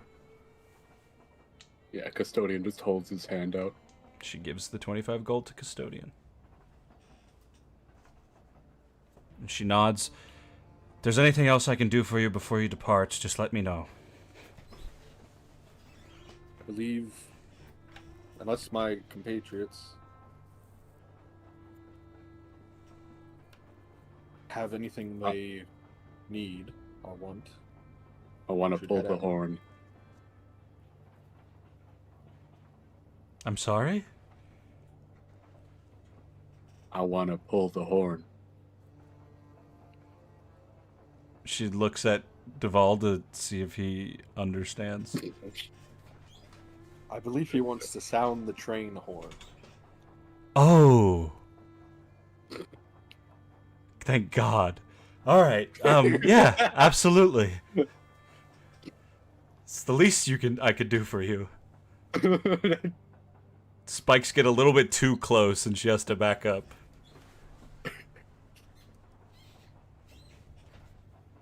Accidentally pops one of her boobs. How did you know they were fake? Kill him!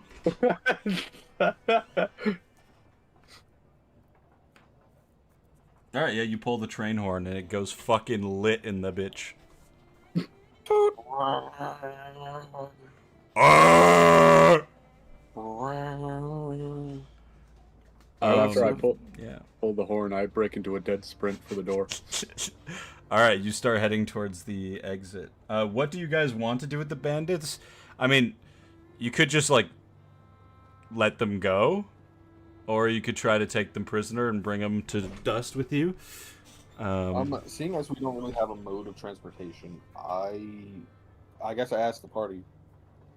My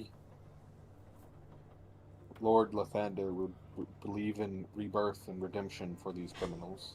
Perhaps we can offer them that chance by letting them go. Forgive and forget. Custodian? Oh, he's... He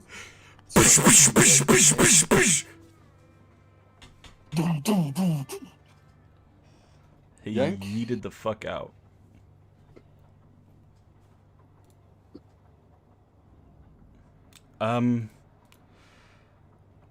As far as I can remember, I don't think my parents ever mentioned a jail in Dust. Well,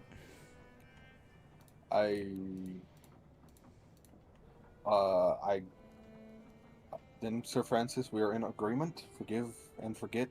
Let them start their road to redemption. We open the doors and untie them. Well, boys, this is your chance to make better of yourselves. And I point towards the exit. Give me a persuasion roll. You can have advantage. Unnatural 20. All right. 3 of the bandits pull their masks off and throw them on the ground and start heading towards the exit. The last one, the one that Custodian gave the leader mask to, pulls it off, sort of looks at it. There's like a moment, you can see that look in his eye like, this is what I wanted, wasn't it? I wanted to be the leader of this ragtag crew. But You can still be their leader. Just do good instead of harm. he nods. We'll try our best. And he limps off the fucking train because he still got shot in the leg. Also, Sir Francis, you did well back there protecting Yank. Yeah, thanks again. That's the least I could do. If you guys are willing to help me get to my parents' house, I'm sure they can help you guys out as well. They have a bit of a established presence in Dust. That's as good of a lead as we have to what we were doing here, I suppose. Well, as far as I can remember, if you're traveling to Dust, you're probably... I mean, this is a newer frontier town, so they're probably bringing you in for help to establish something, would be my guess. All right. But Well, that's help and as much as I know. And yeah, Yank will head towards the exit as well. Fuck! I hit Sir Francis on the back, and then I start heading towards the exit as well. Alright, you guys... Oh, go ahead. Oh, I'll follow as well. Alright, you guys all clamber off the train. You all have your gear back, as they did not manage... The mask figure did not go for any of your gear or anything. Just that box. And as you step off the train, you see the lantern light leading a path around some trees. It's a bit of a walk. You guys, as you step outside, you begin to have some of your memory of just the general area flood back in. You know, likely the reason for these lanterns is the area around wherever you are in the world out here is not safe. And if you want to make it, obviously having a group of people with you definitely helps. But having a town somewhere out here in the outskirts is probably the only real way to survive any real length of time. Custodian, what did you just step outside the train, or what were you up to? I ran all the way through the length of the train and jumped off the back. And then I started walking back towards the front after that. God, he's so athletic. So yeah, you guys begin to see the Warforged heading towards you as nobody else gets off the train. Just the four of you, the three of you and Yank, and the bandits who are, you can see, it's like foresty around here, but since the leaves have fallen off the trees, you can sort of see them wandering off into the wilderness. It's pretty dark. It's kind of hard to see anything past the lantern light. And yeah, you guys gather as the train begins to pick up steam again and head along its path, and you're left in the silence of the wilderness. And Yank looks towards you all and is like, well, I suppose we just follow the lanterns? Yes, one would not want to be off the beaten path at this time of night. Hell no.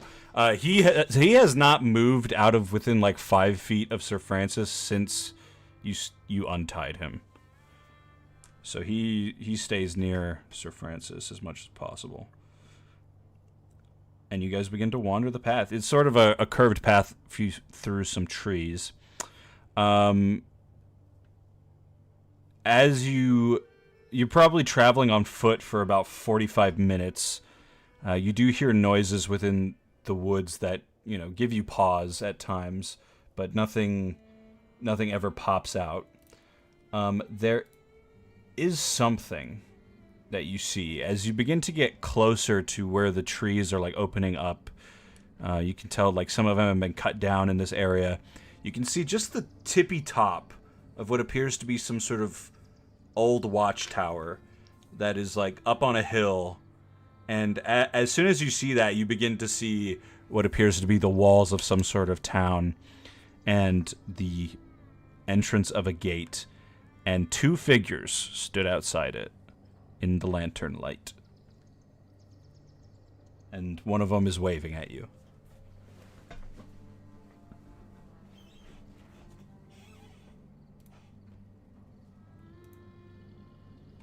I'll wave back. Nice. They wave more emphatically. Give them a nod. Thinking this is a sign of aggression, I start waving harder.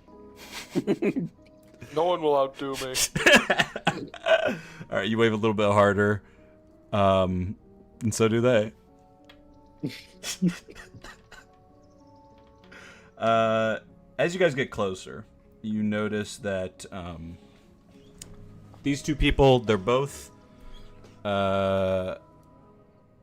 shorter than you. One of them is a female human who appears to be in some sort of like not guard outfit, but in like maybe like a hunter's outfit or like a ranger. And then the other one is clearly some sort of priestly elven woman. And as soon as you see her, the first thing you notice, her arm is in a cast, and there's just a massive scar down her face. But regardless, there's a huge smile, and she immediately introduced herself. Hello! Welcome to Dust. My name is Honey. We're so excited to have you. I hope your trip was not too treacherous.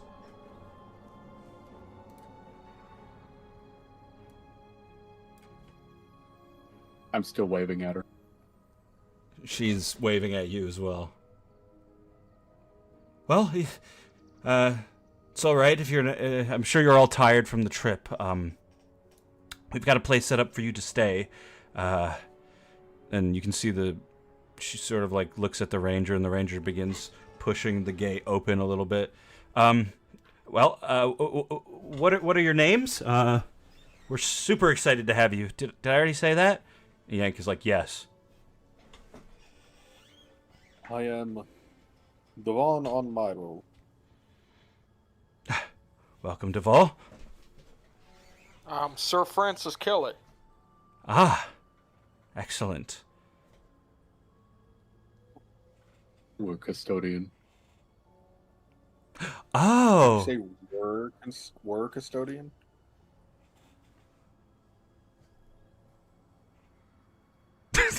He kills you. She looks excited, honestly, to see the Warforged. Oh, very exciting, very exciting. And you, young man, Yank Riddim. Oh, of the Riddim family, of course. We've been expecting you as well. Well, very exciting. Well, follow me, and she begins to lead you guys inside. Now that you're a bit closer to the wall, you can see this tower. Like, it's not inside the walls; it's just outside of it on a hill, and it looks like probably 2 or 3 stories tall.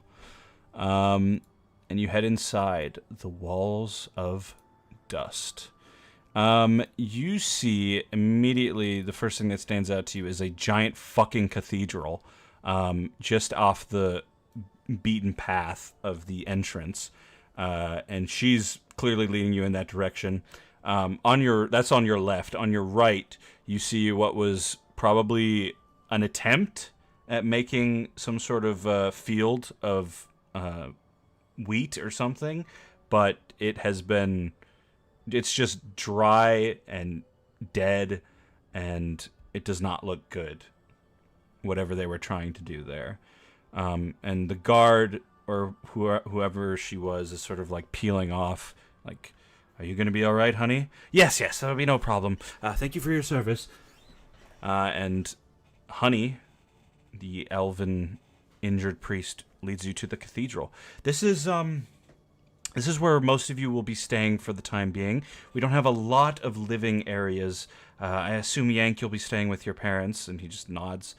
But there's a guest area in the back that you can all sleep in, if that's all right.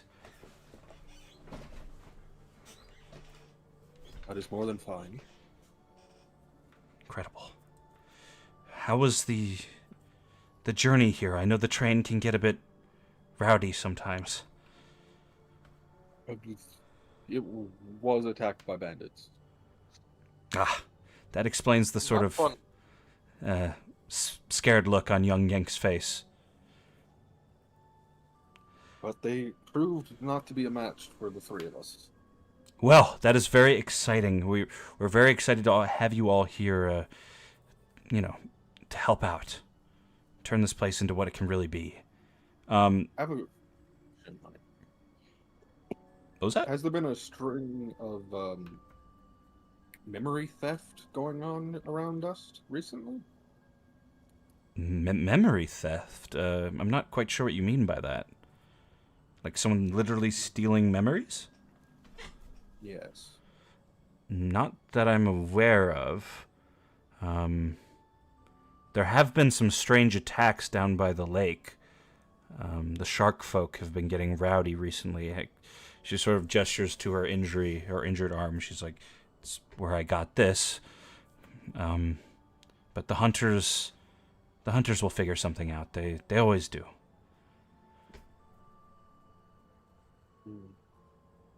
Good to know. Well, the 4 of us will rest up for the night, and we can meet in the morning to discuss how we can help. Yes, of course.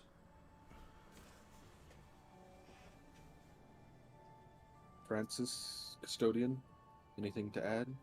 Sorry, Sir Francis. Is it alright if I drop the sir? Absolutely. We've been through a bit of trauma, so I think that's only fair.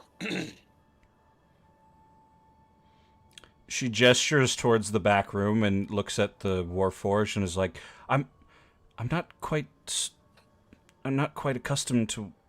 Do you need sleep, or how does... I stand in the corner. And I watch. Oh, okay. Perfect. It's very, very good to have when trying to keep watch for danger. Yes, I have to imagine he might make a good hunter. He, it, she. What do you prefer, Custodian? Watching. Okay, I will keep that in mind. She leads you, all of you except Custodian, who seems pretty content in the corner, into the back area. Yank leans up against the door and is like, "Ooh, this is where you guys are staying?" Because it's not like the greatest place. It's like some of the probably these were offices or something that have been basically turned into a guest room, but it's not terrible. And there's 3 beds, because clearly they didn't know one of you was a Warforged, and on each bed there is a healing potion, a basic healing potion. Please, You may Actually, I'm gonna save take it for those. later. You need one. I walk back out with the third one and hand it to Custodian. I take it. Shit, we're about to heal anyway, right? May as well save it for later. The most powerful healing magic in all of D&D. 8 hours of sleep. Hell yeah. Undefeated. Deval, give me an insight roll. This is the thing I'm the best at. I got +5. Which I'll need because I got an 8, so that's 13. Okay, as you head back into the room, after giving Custodian his healing potion, you can see the look on Honey's face is like, she filed that away as like, I think we're going to be able to trust these people. And she's like, is it rude if I ask what church you all serve under? I can tell from your demeanors that you're holy men of some sort. I was once an acolyte at the Temple of the Rising Sun before it was burned to the ground. She nods. You can believe it. I've actually been brought back by my own deity, and You see Deval turn and look at you, and it's like, Brother? give me. If you roll insight to see if you recognize the look on my face. 11. You see recognition, I think, in that. Recognition of that I'm back. That you might get the impression that I've gone through something similar. Trauma bond. Trauma bond. We both died and came back to life. Well, the temple here, I don't know who it was originally for. This place was here long before the town, but I am a follower of Boadicea, so you won't find any problems from me. You may worship who you like. Very good. I do 2 different religion checks. One to see if I recognize what god the church used to belong to, and one to see if what I recall about Boadicea. Absolutely. 21 on recognizing the church, and 18 on Boadicea. Okay, I'll answer Boadicea first. Boadicea is in legend, a goddess of... I guess the best way to describe her is she's like... realistic. Like, she believes that pain is a part of life, not like cruelty. You know, if you just like put pain on someone, that's different from like experiencing the pain of life, and you can become more because of it. I summed that up in my notes of goddess of pragmatism. Sure. And as far as the church goes, whatever sort of insignia or whatnot that likely was here before has probably been taken down. But there are noticeable things that I guess I would say probably not just one religion practiced here in the origin when this place was created.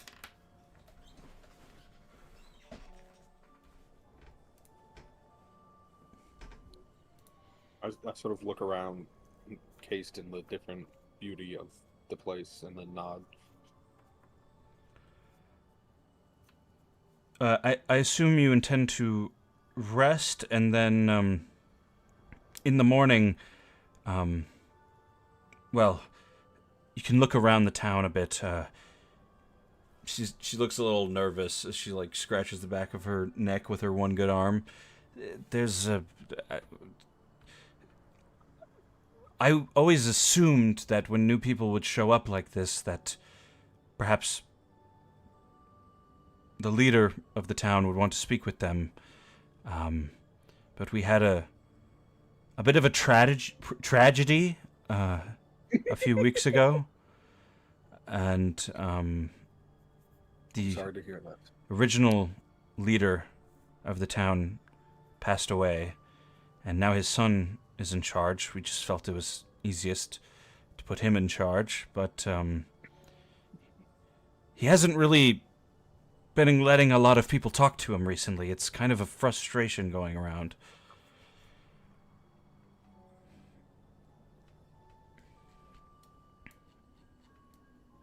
So if there is a meeting, I will try to get one for you, but I unfortunately cannot make any promises.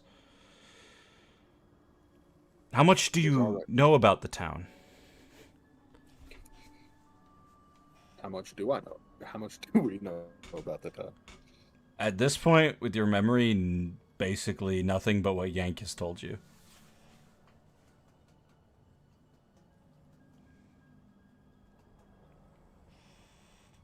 I don't know a lot. How about you, Sir Francis? I have no idea. Yeah. Yes, I wasn't quite sure what they would give you information-wise before you came. It's no reason to panic, but there is a bit of a food scare going on right now. Typically, the hunters were keeping us well fed with the fishing that they were doing, but with the shark folk attacking people, it's been harder and harder to get to the lake, and we haven't been able to get crops to grow yet, so there's been some rationing going on at the warehouse.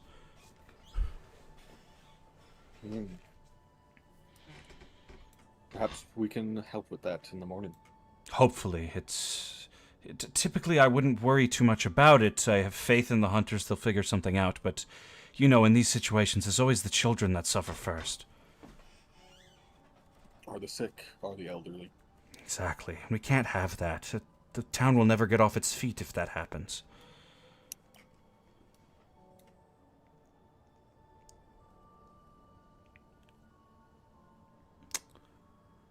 But... Well, honey, we will wish you a good night, and we will meet up in the morning to see what problems we can help tackle. Excellent. In my case, probably literally.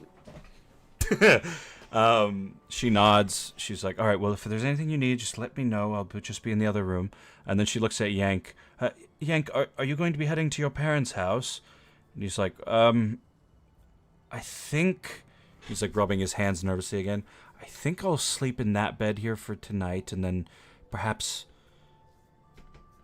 I'll head over there in the morning. And he sort of looks at Sir Francis like, maybe I can have some people come with me. I'll walk with him just to make sure he's safe. Excellent. All right. So he lays down in the bed next to, in a different bed next to you, the one that was probably for Custodian. And yeah, I'll give him my bed so Custodian gets a bed, unless he's dipping out completely. Yeah, I mean, Andrew, does Custodian literally just stand in the corner all night? If anyone wakes up in the middle of the night, Custodian's just standing next to their bed watching them sleep, occasionally moving. But yeah, he sleeps standing otherwise. Okay. Sure. Does anyone want to wake up in the middle of the night and see that, or are we just sleeping through? Nope. I'm sleeping through it. All right. Yeah. Time goes by and Young you guys. crap it is. You guys can take a long rest. Yeah, you wake. He has a fucking paralysis demon of fucking custodians standing over him. Right. I got to run to the bathroom, so I'll be right back. All right. But Deval will follow Francis and Custodian. Well, yeah.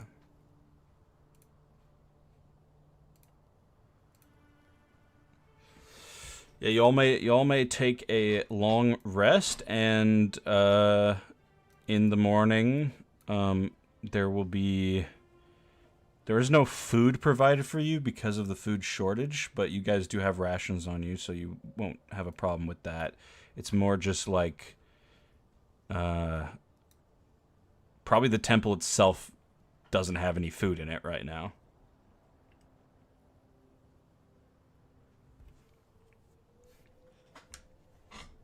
Yeah, you guys wake up.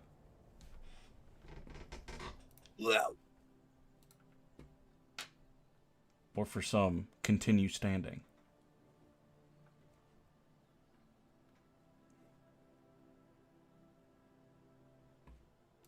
Custodian's just pointing at Yank. Yeah, he's still asleep, but he's tossing and turning like crazy.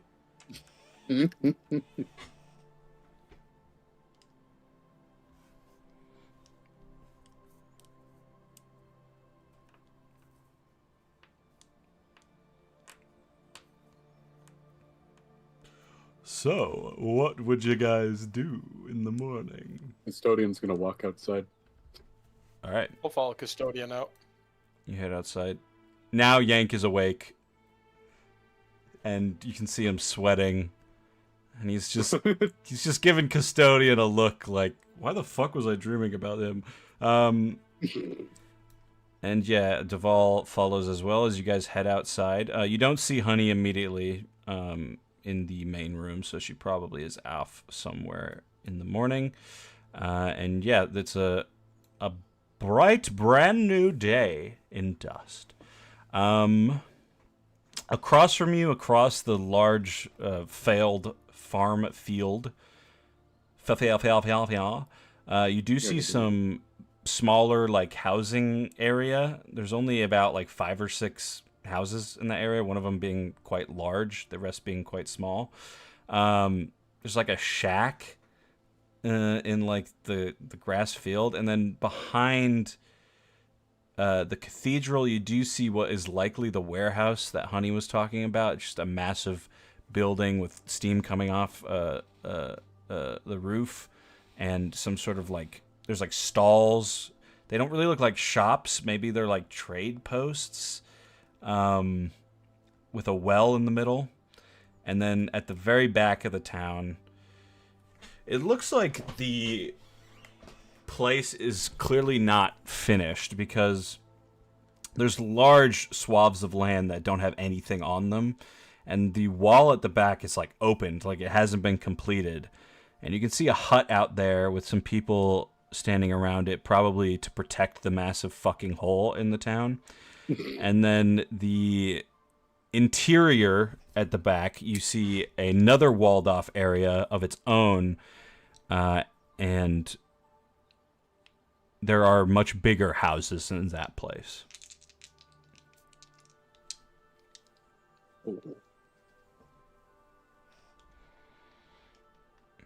But Yank says, my parents likely live in the more humble housing area, if I had to guess. I'll pat him on the head a little bit too hard. Ow, ow, ow. Okay. Thank you. He'll start wandering in that direction, and then he, like, turns around to make sure the rest of you are following. Oh, he can hear me following. Oh, yeah, well, yeah. Can feel the vibration through the ground as I'm following him. Oh, God! He starts running. No, I'm just kidding. Yeah, the group wanders towards the residential area. He's looking at all these houses like, I don't know which one their house is, but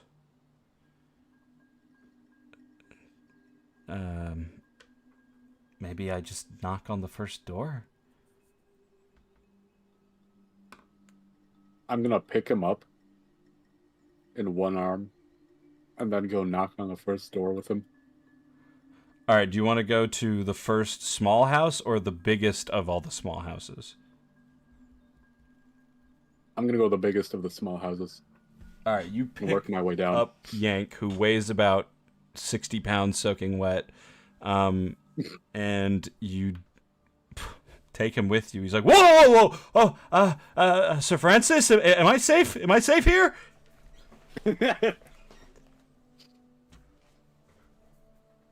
He's dead, oh my god. I guess.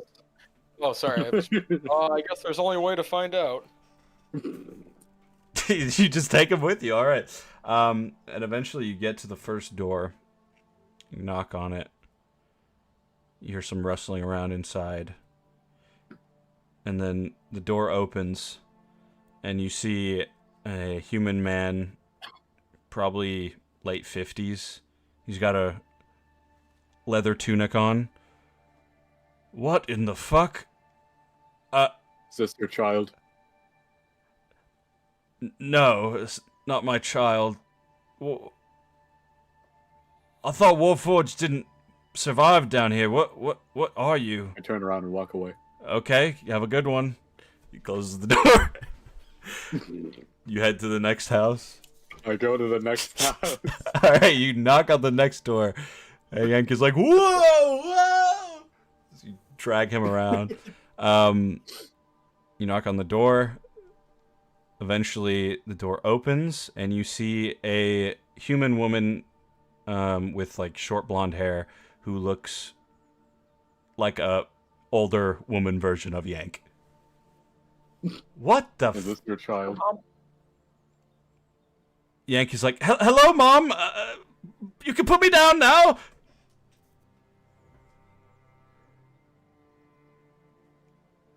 I'm gonna hold up Yank next to the woman to make sure.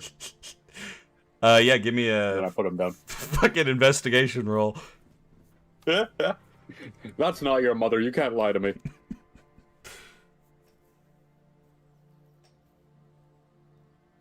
$14. Yeah, these humans are way too similar. It's kind of weird. Alright, I put him down. Hello, Mom. She immediately hugs him. It's like, you're safe. You made it. What is going on? Are these friends of yours? Hello, Mom. Oh. That's quite good manners. She just nods at you. Ah, yes. Yank, introduce me to your friends. He's like, she's still dazed from, like, being carried around. He's never been that tall in his life. He's like, the Warforged is Custodian. We got Sir Francis, the hero. He saved my life multiple times on the train. She's like, what? It's a long story. And then Deval, as well, also came to the rescue.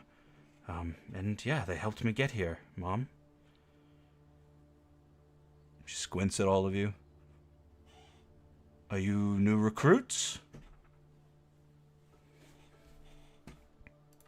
We're unsure. Unsure? Well, why did you come to the town?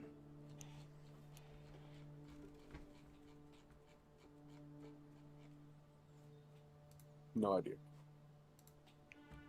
Well, that's not going to do at all. Well, why won't you We all... had our memories stolen. I'm sorry. She looks at Yank like, what are they talking about? And he's like nodding, like, yeah. We got attacked by Miratox. What? What are the dwarves doing so far from the mountain?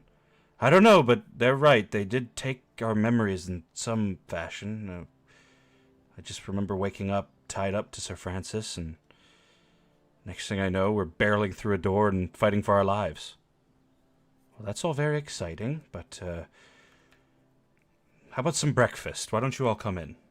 Including you! She points towards the Warforged.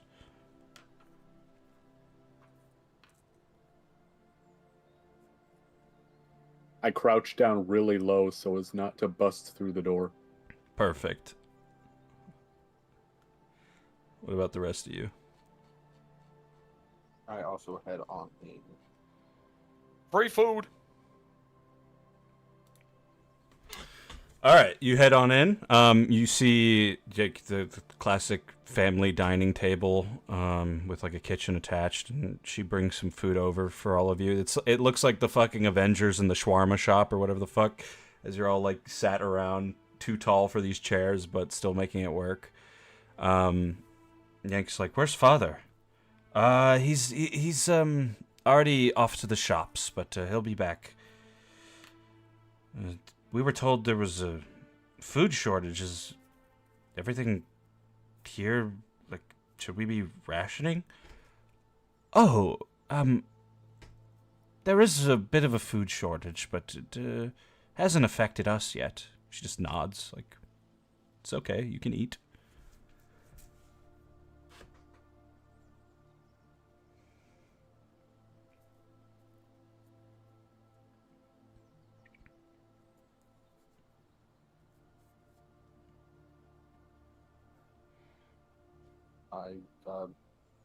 That's good to hear. It isn't as bad as you're led to believe. Well, I suppose that's one way to look at it. It certainly had an effect on the town, but she like looks both ways. Like, we've found ways to get by, family.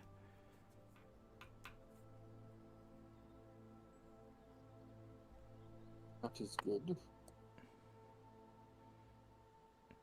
Well, you're all new. Yank, I like to think I can trust your judgment on these sorts of things. I hope you didn't bring trouble into our house, but is there anything you need help with? Any information that I can give you about the town or the people in it?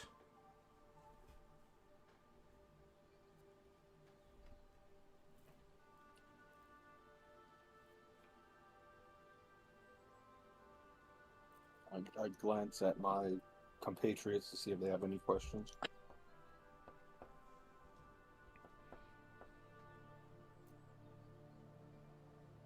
We were told your leader isn't seeing anyone. Sus, isn't it? Yes, there has been... I've heard from my youngest that there's been some pressure, some tension, rather, between the Slime Duke and the Hunters. But I can't speak on it personally. He's young, Slime Duke. His father recently passed away, and perhaps it wasn't the best idea for him to immediately step into a position of leadership, but, you know, we all try our best in hard times.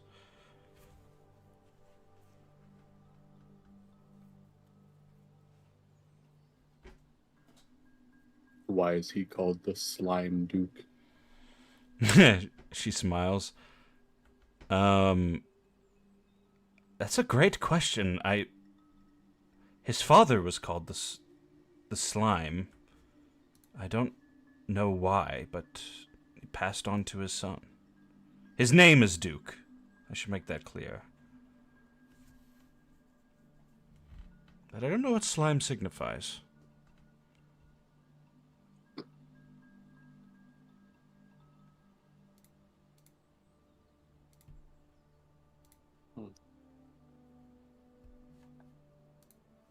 It's an interesting title. Yes.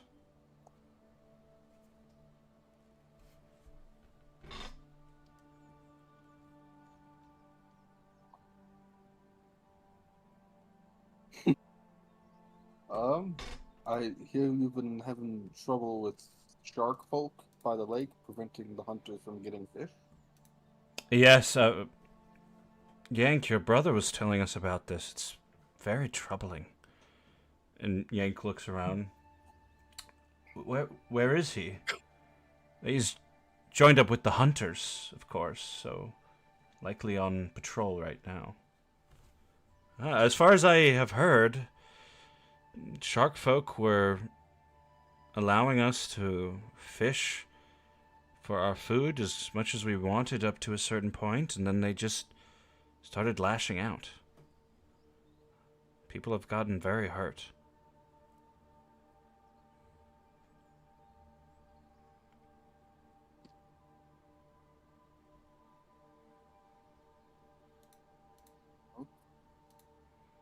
Perhaps that can be our first task, helping resolve that issue. Perhaps. If I may, when did you all get in? Late last night. Oh. Where did you stay? I have to assume with the priests. Correct. Ah. Poor honey, she's been working herself half to death.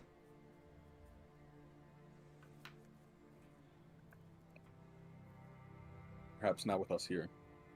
She won't have to work quite as hard. I hope so. This town, it's got a lot of promise. The people here are good, and as far as I can tell, they don't purposefully hide things. It's hard to live out here. We're hoping for an easier life, and maybe one day we can have it for our kids, but for now, the fight continues.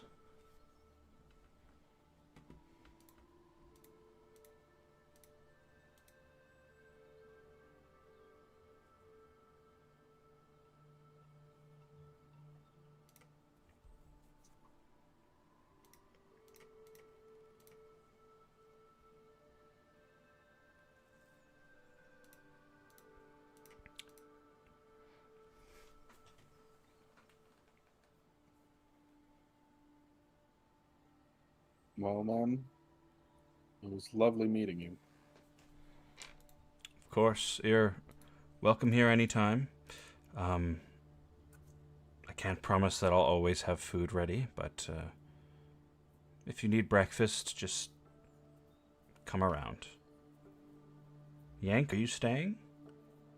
He sort of like looks at Sir Francis and then looks at his mom, and he's like, I'll see how my room is, but I would like to keep at least tabs with my new friends. Well, I worry about you. I don't want you getting in harm's way, because we may be entering into troublesome times, so... Perhaps you can train in the meantime, and we can come and visit, and then you can join us in a later journey. I appreciate that. Yes, well... Perhaps... I guess don't forget about me. I won't, Yank. We've been through a lot, and I'm glad that we will be back here, I am sure. He nods, and he whispers something to his mom about, like, wanting to talk to his brother. And, he heads upstairs.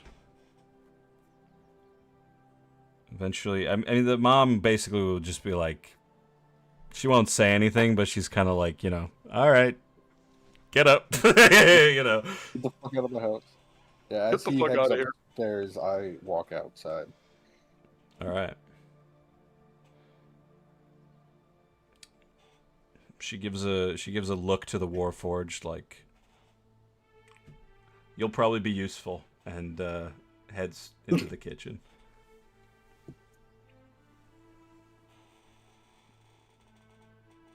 I'm glad she believes in me. Finally. All right, you guys head back outside. Well, it seems like there's 3 leads for us to follow. Try to figure out what this man wanted with our memories, help them with their food problem, or see about meeting the leader.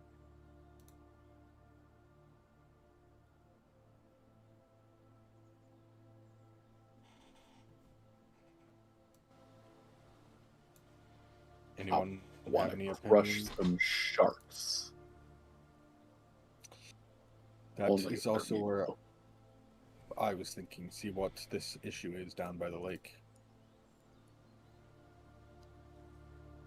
Sir Francis? That's. I don't know. Probably our best bet there. See if we can help make it so these people won't starve at the next failed hunt. Could get us some goodwill here. Indeed. All right, where would you guys like to go? I guess we go find Honey so she can tell us where the lake is. Okay, you begin to make your way back in the general direction of the cathedral, and you can see Honey coming from the sort of gated off area in town. And she notices you, gives you a big smile, waves with her good arm, and walks over to you. Ah, good morning, brave adventurers. Welcome to your first real day in dust. Yes, good morning, priestess. Is there anything I can do for you? Yes, you mentioned you were having trouble with the shark folk down by the lake. I was wondering if you could point us in that direction to see if we could be of any assistance. Ah, excellent. I will be clear about something. We did try to help the shark folk. I'm a bit of a healer myself, and there was an injured one down at the beach. But it appears that it was some sort of trap. So these are not, as far as I can tell, much as I hate to say it, these are not people that can be reasoned with. I could get you in touch with Mockingbird. He's the leader of the hunters, and perhaps you could set up some sort of hunt with him to get more information.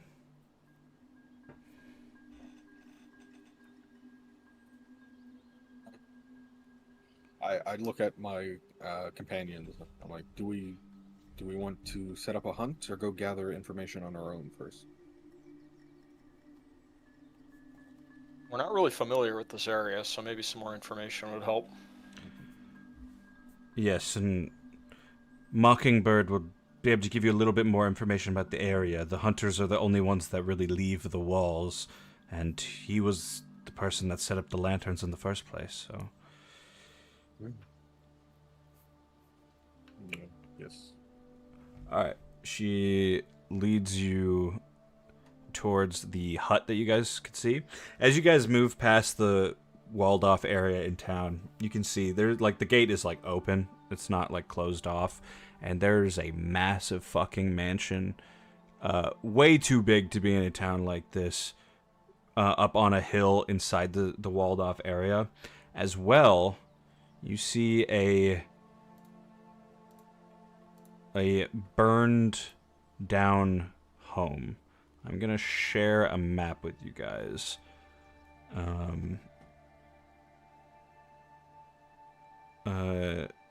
Technically you don't know the names of all these places, but this is the only version of the map I have, so here we go.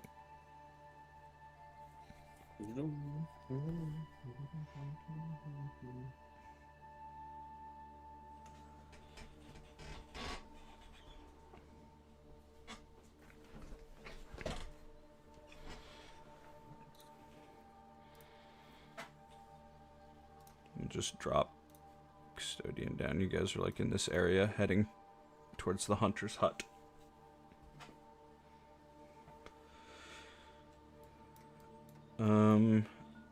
Eventually she leads you outside of the walls that are clearly not finished, and you can see there's about 2 or 3, I'm gonna say 3, of those rangers, and none of them are the woman that you saw last night. One of them is a shorter human, looks very similar to Yank. Another one is like just sort of a pudgy male human, and then the final one is clearly not a human. You see a tall elven presenting person with platinum hair, and honestly, the closer you get, you can't really tell if they're man or woman. They just are sort of androgynous in the way they look. And Honey calls out, "MB, we've got some new recruits interested in helping you out with your shark folk problem." And you can see this figure turns towards her, stoically staring. "What did I tell you about leaving the walls, Honey? What happened last time cannot happen again." She's like, "Oh, you're being ridiculous. We're all safe here." Then they turn towards you, sort of eyeing you.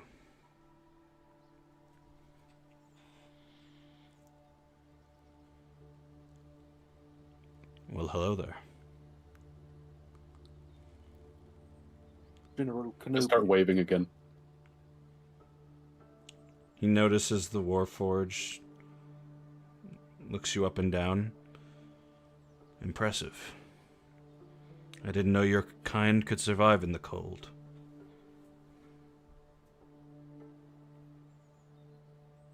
I start covering my cracks. He immediately looks away from you.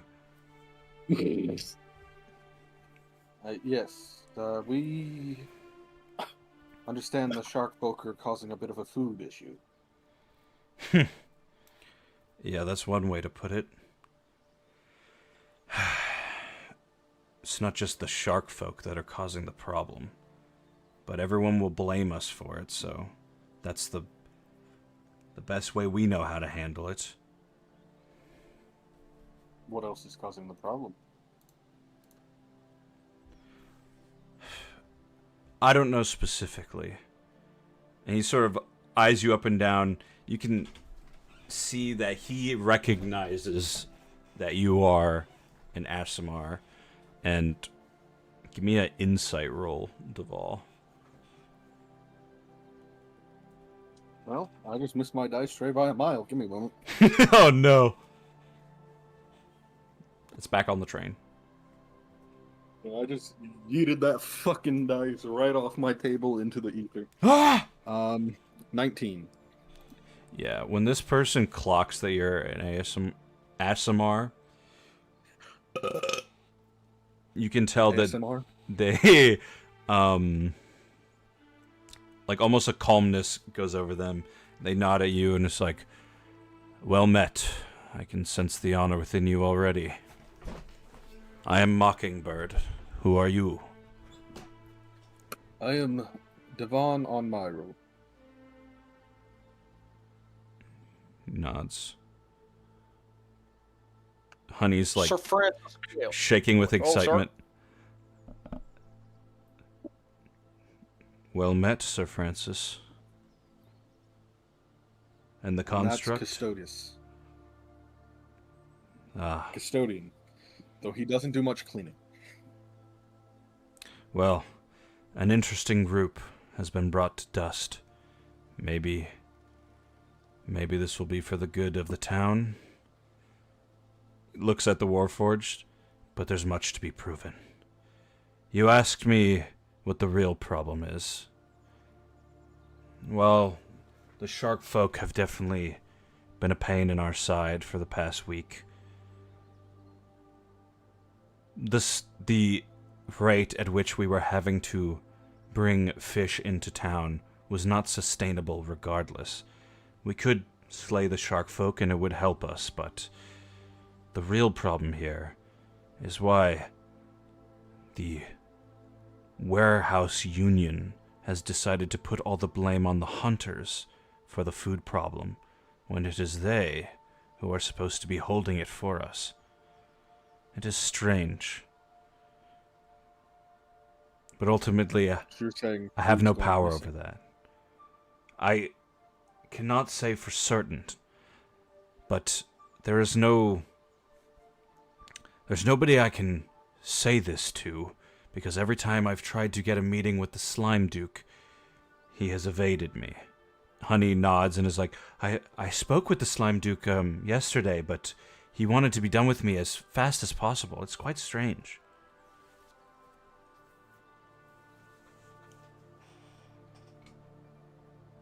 Well,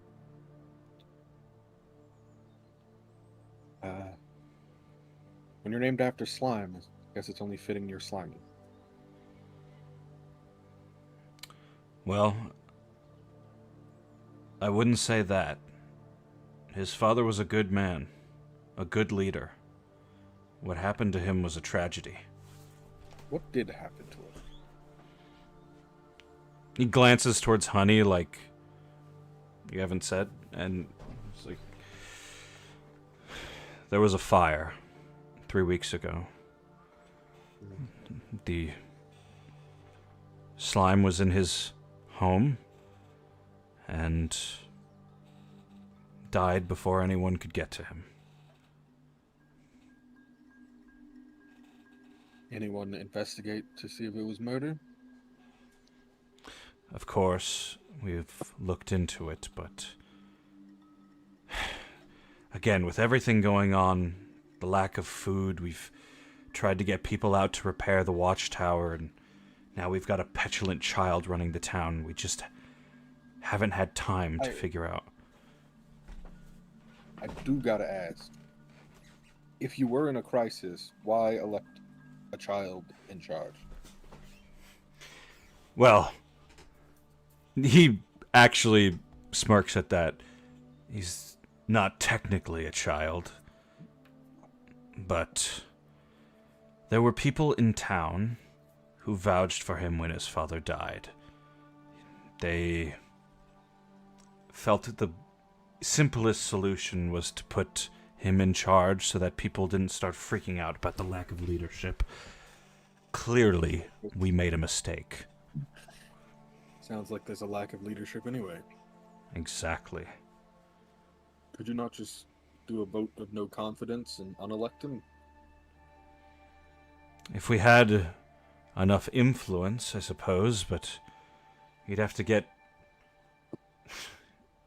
more people on board. Most people just see the food problem and assume we're to blame. We're not getting enough. We're not hunting enough. We're not risking our lives enough. Well, how can we help? What are your skills?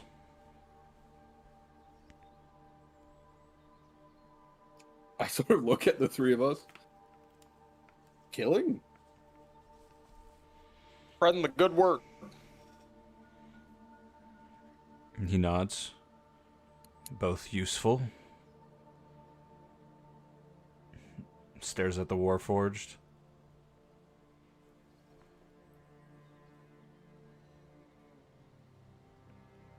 I point at myself. Custodian.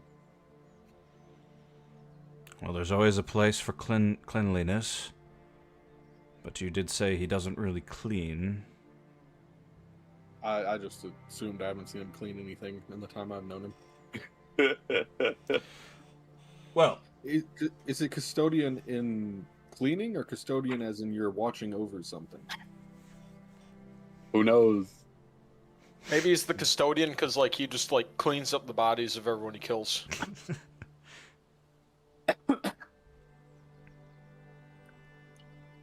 These are certainly useful skills, I won't deny. We could use more manpower. Oh, I also, if you need to set up a brewery, I do know how to make alcohol. Honestly, that would be very welcome indeed. It's the one thing we didn't really think of is you don't really think of alcohol as necessary until you're around a bunch of other people.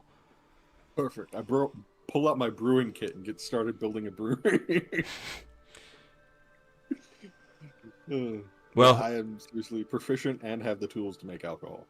Well, if that is something you're genuinely interested in, we could scrounge up some of the warehouse employees and perhaps we can get the manpower to build you some sort of station. I will not decline a drink. With the lack of food, I don't know if you have enough resources for me to turn what remains into alcohol. Yeah, this wouldn't be something we could do anytime soon, but yeah, there's a lot. I mean, there's only about, with you all arriving, probably 35-ish people in town.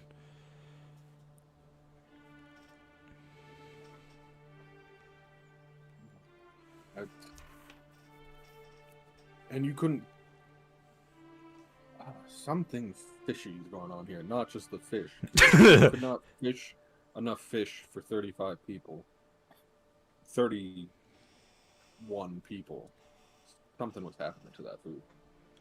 We had probably 2 weeks where we were getting more fish than we had ever, every single day. And then all of a sudden, when the fish stops coming in because the shark folk are attacking, 40 and his men mentioned, we gotta go on rations until the hunters can fix their problems. Something's not adding up. I agree with you on that.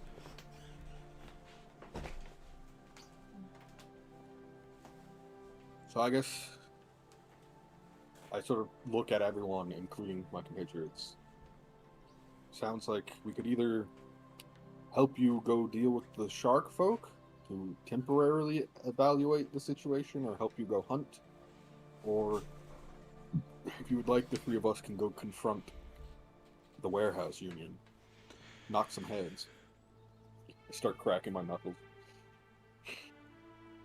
I'll put it to you this way. While I don't know if dealing with the shark folk will solve all of our problems, it would certainly be useful to at least scare them back into the water. As far as dealing with the warehouse union, I'm biased. They've been starting a lot of shit. It would be very nice to see them brought down a peg, but I also am aware of the politics around it all. If you did something of that regard, please don't drag us into it. And he sort of motions towards the hunter's hut. I nod. Well, boys, what do you think we should do? I'll look over at this custodian filler.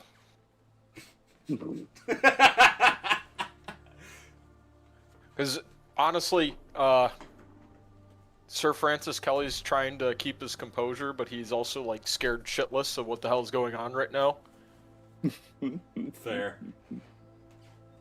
Oh, the fact that we got our memory stolen, now we're just in this town? Yep. He is feeling very overwhelmed at the moment. This campaign kind of reminds me of my life.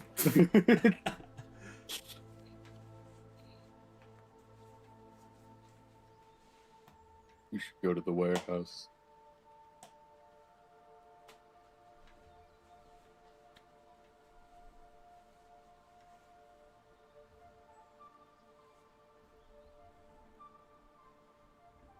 Any objections, Deval? I look around for someone named Deval. Deval!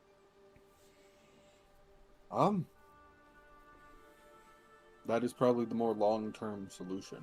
So we can head to the warehouse and see what we learn, and If nothing else, we can always help with the shark folk later.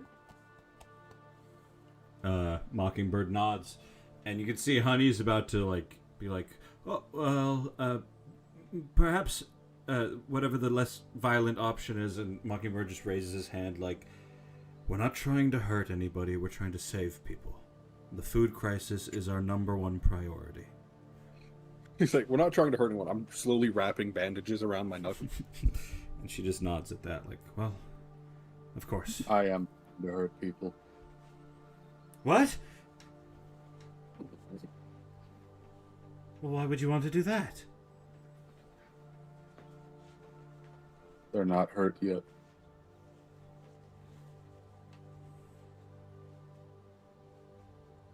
She can't tell if you're being serious or not, but she just looks at Mockingbird and then is like, well, I've got some things I should attend to. If you need anything else, fellas, just come looking for me at the cathedral.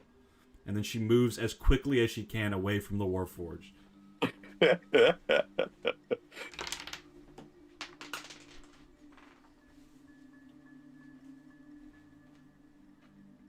Alright, Mockingbird gives you guys a nod.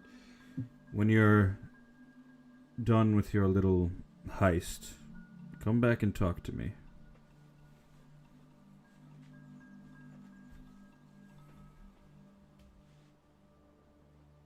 Start stomping away. Alright, he heads back towards his hut. And you guys are going towards the warehouse? Yes, sir. Alright. I think that's a good place to end for today, since it is 8 p.m. and we've been doing D&D for 6 hours.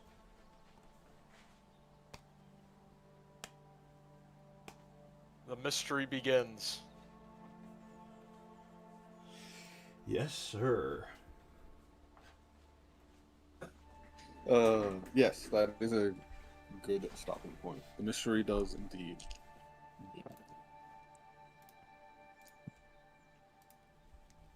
I wanted to give you guys a town. And we level up. Hell no. What? Not I want yet. to get a juke move. If you give me 500 gold in real life, I'll let you level up. Okay, I'll go to Jim's Coin and buy some gold. Perfect. Alright. But yeah, this is a little taste of what could be to come. I hope that was enjoyable. That was.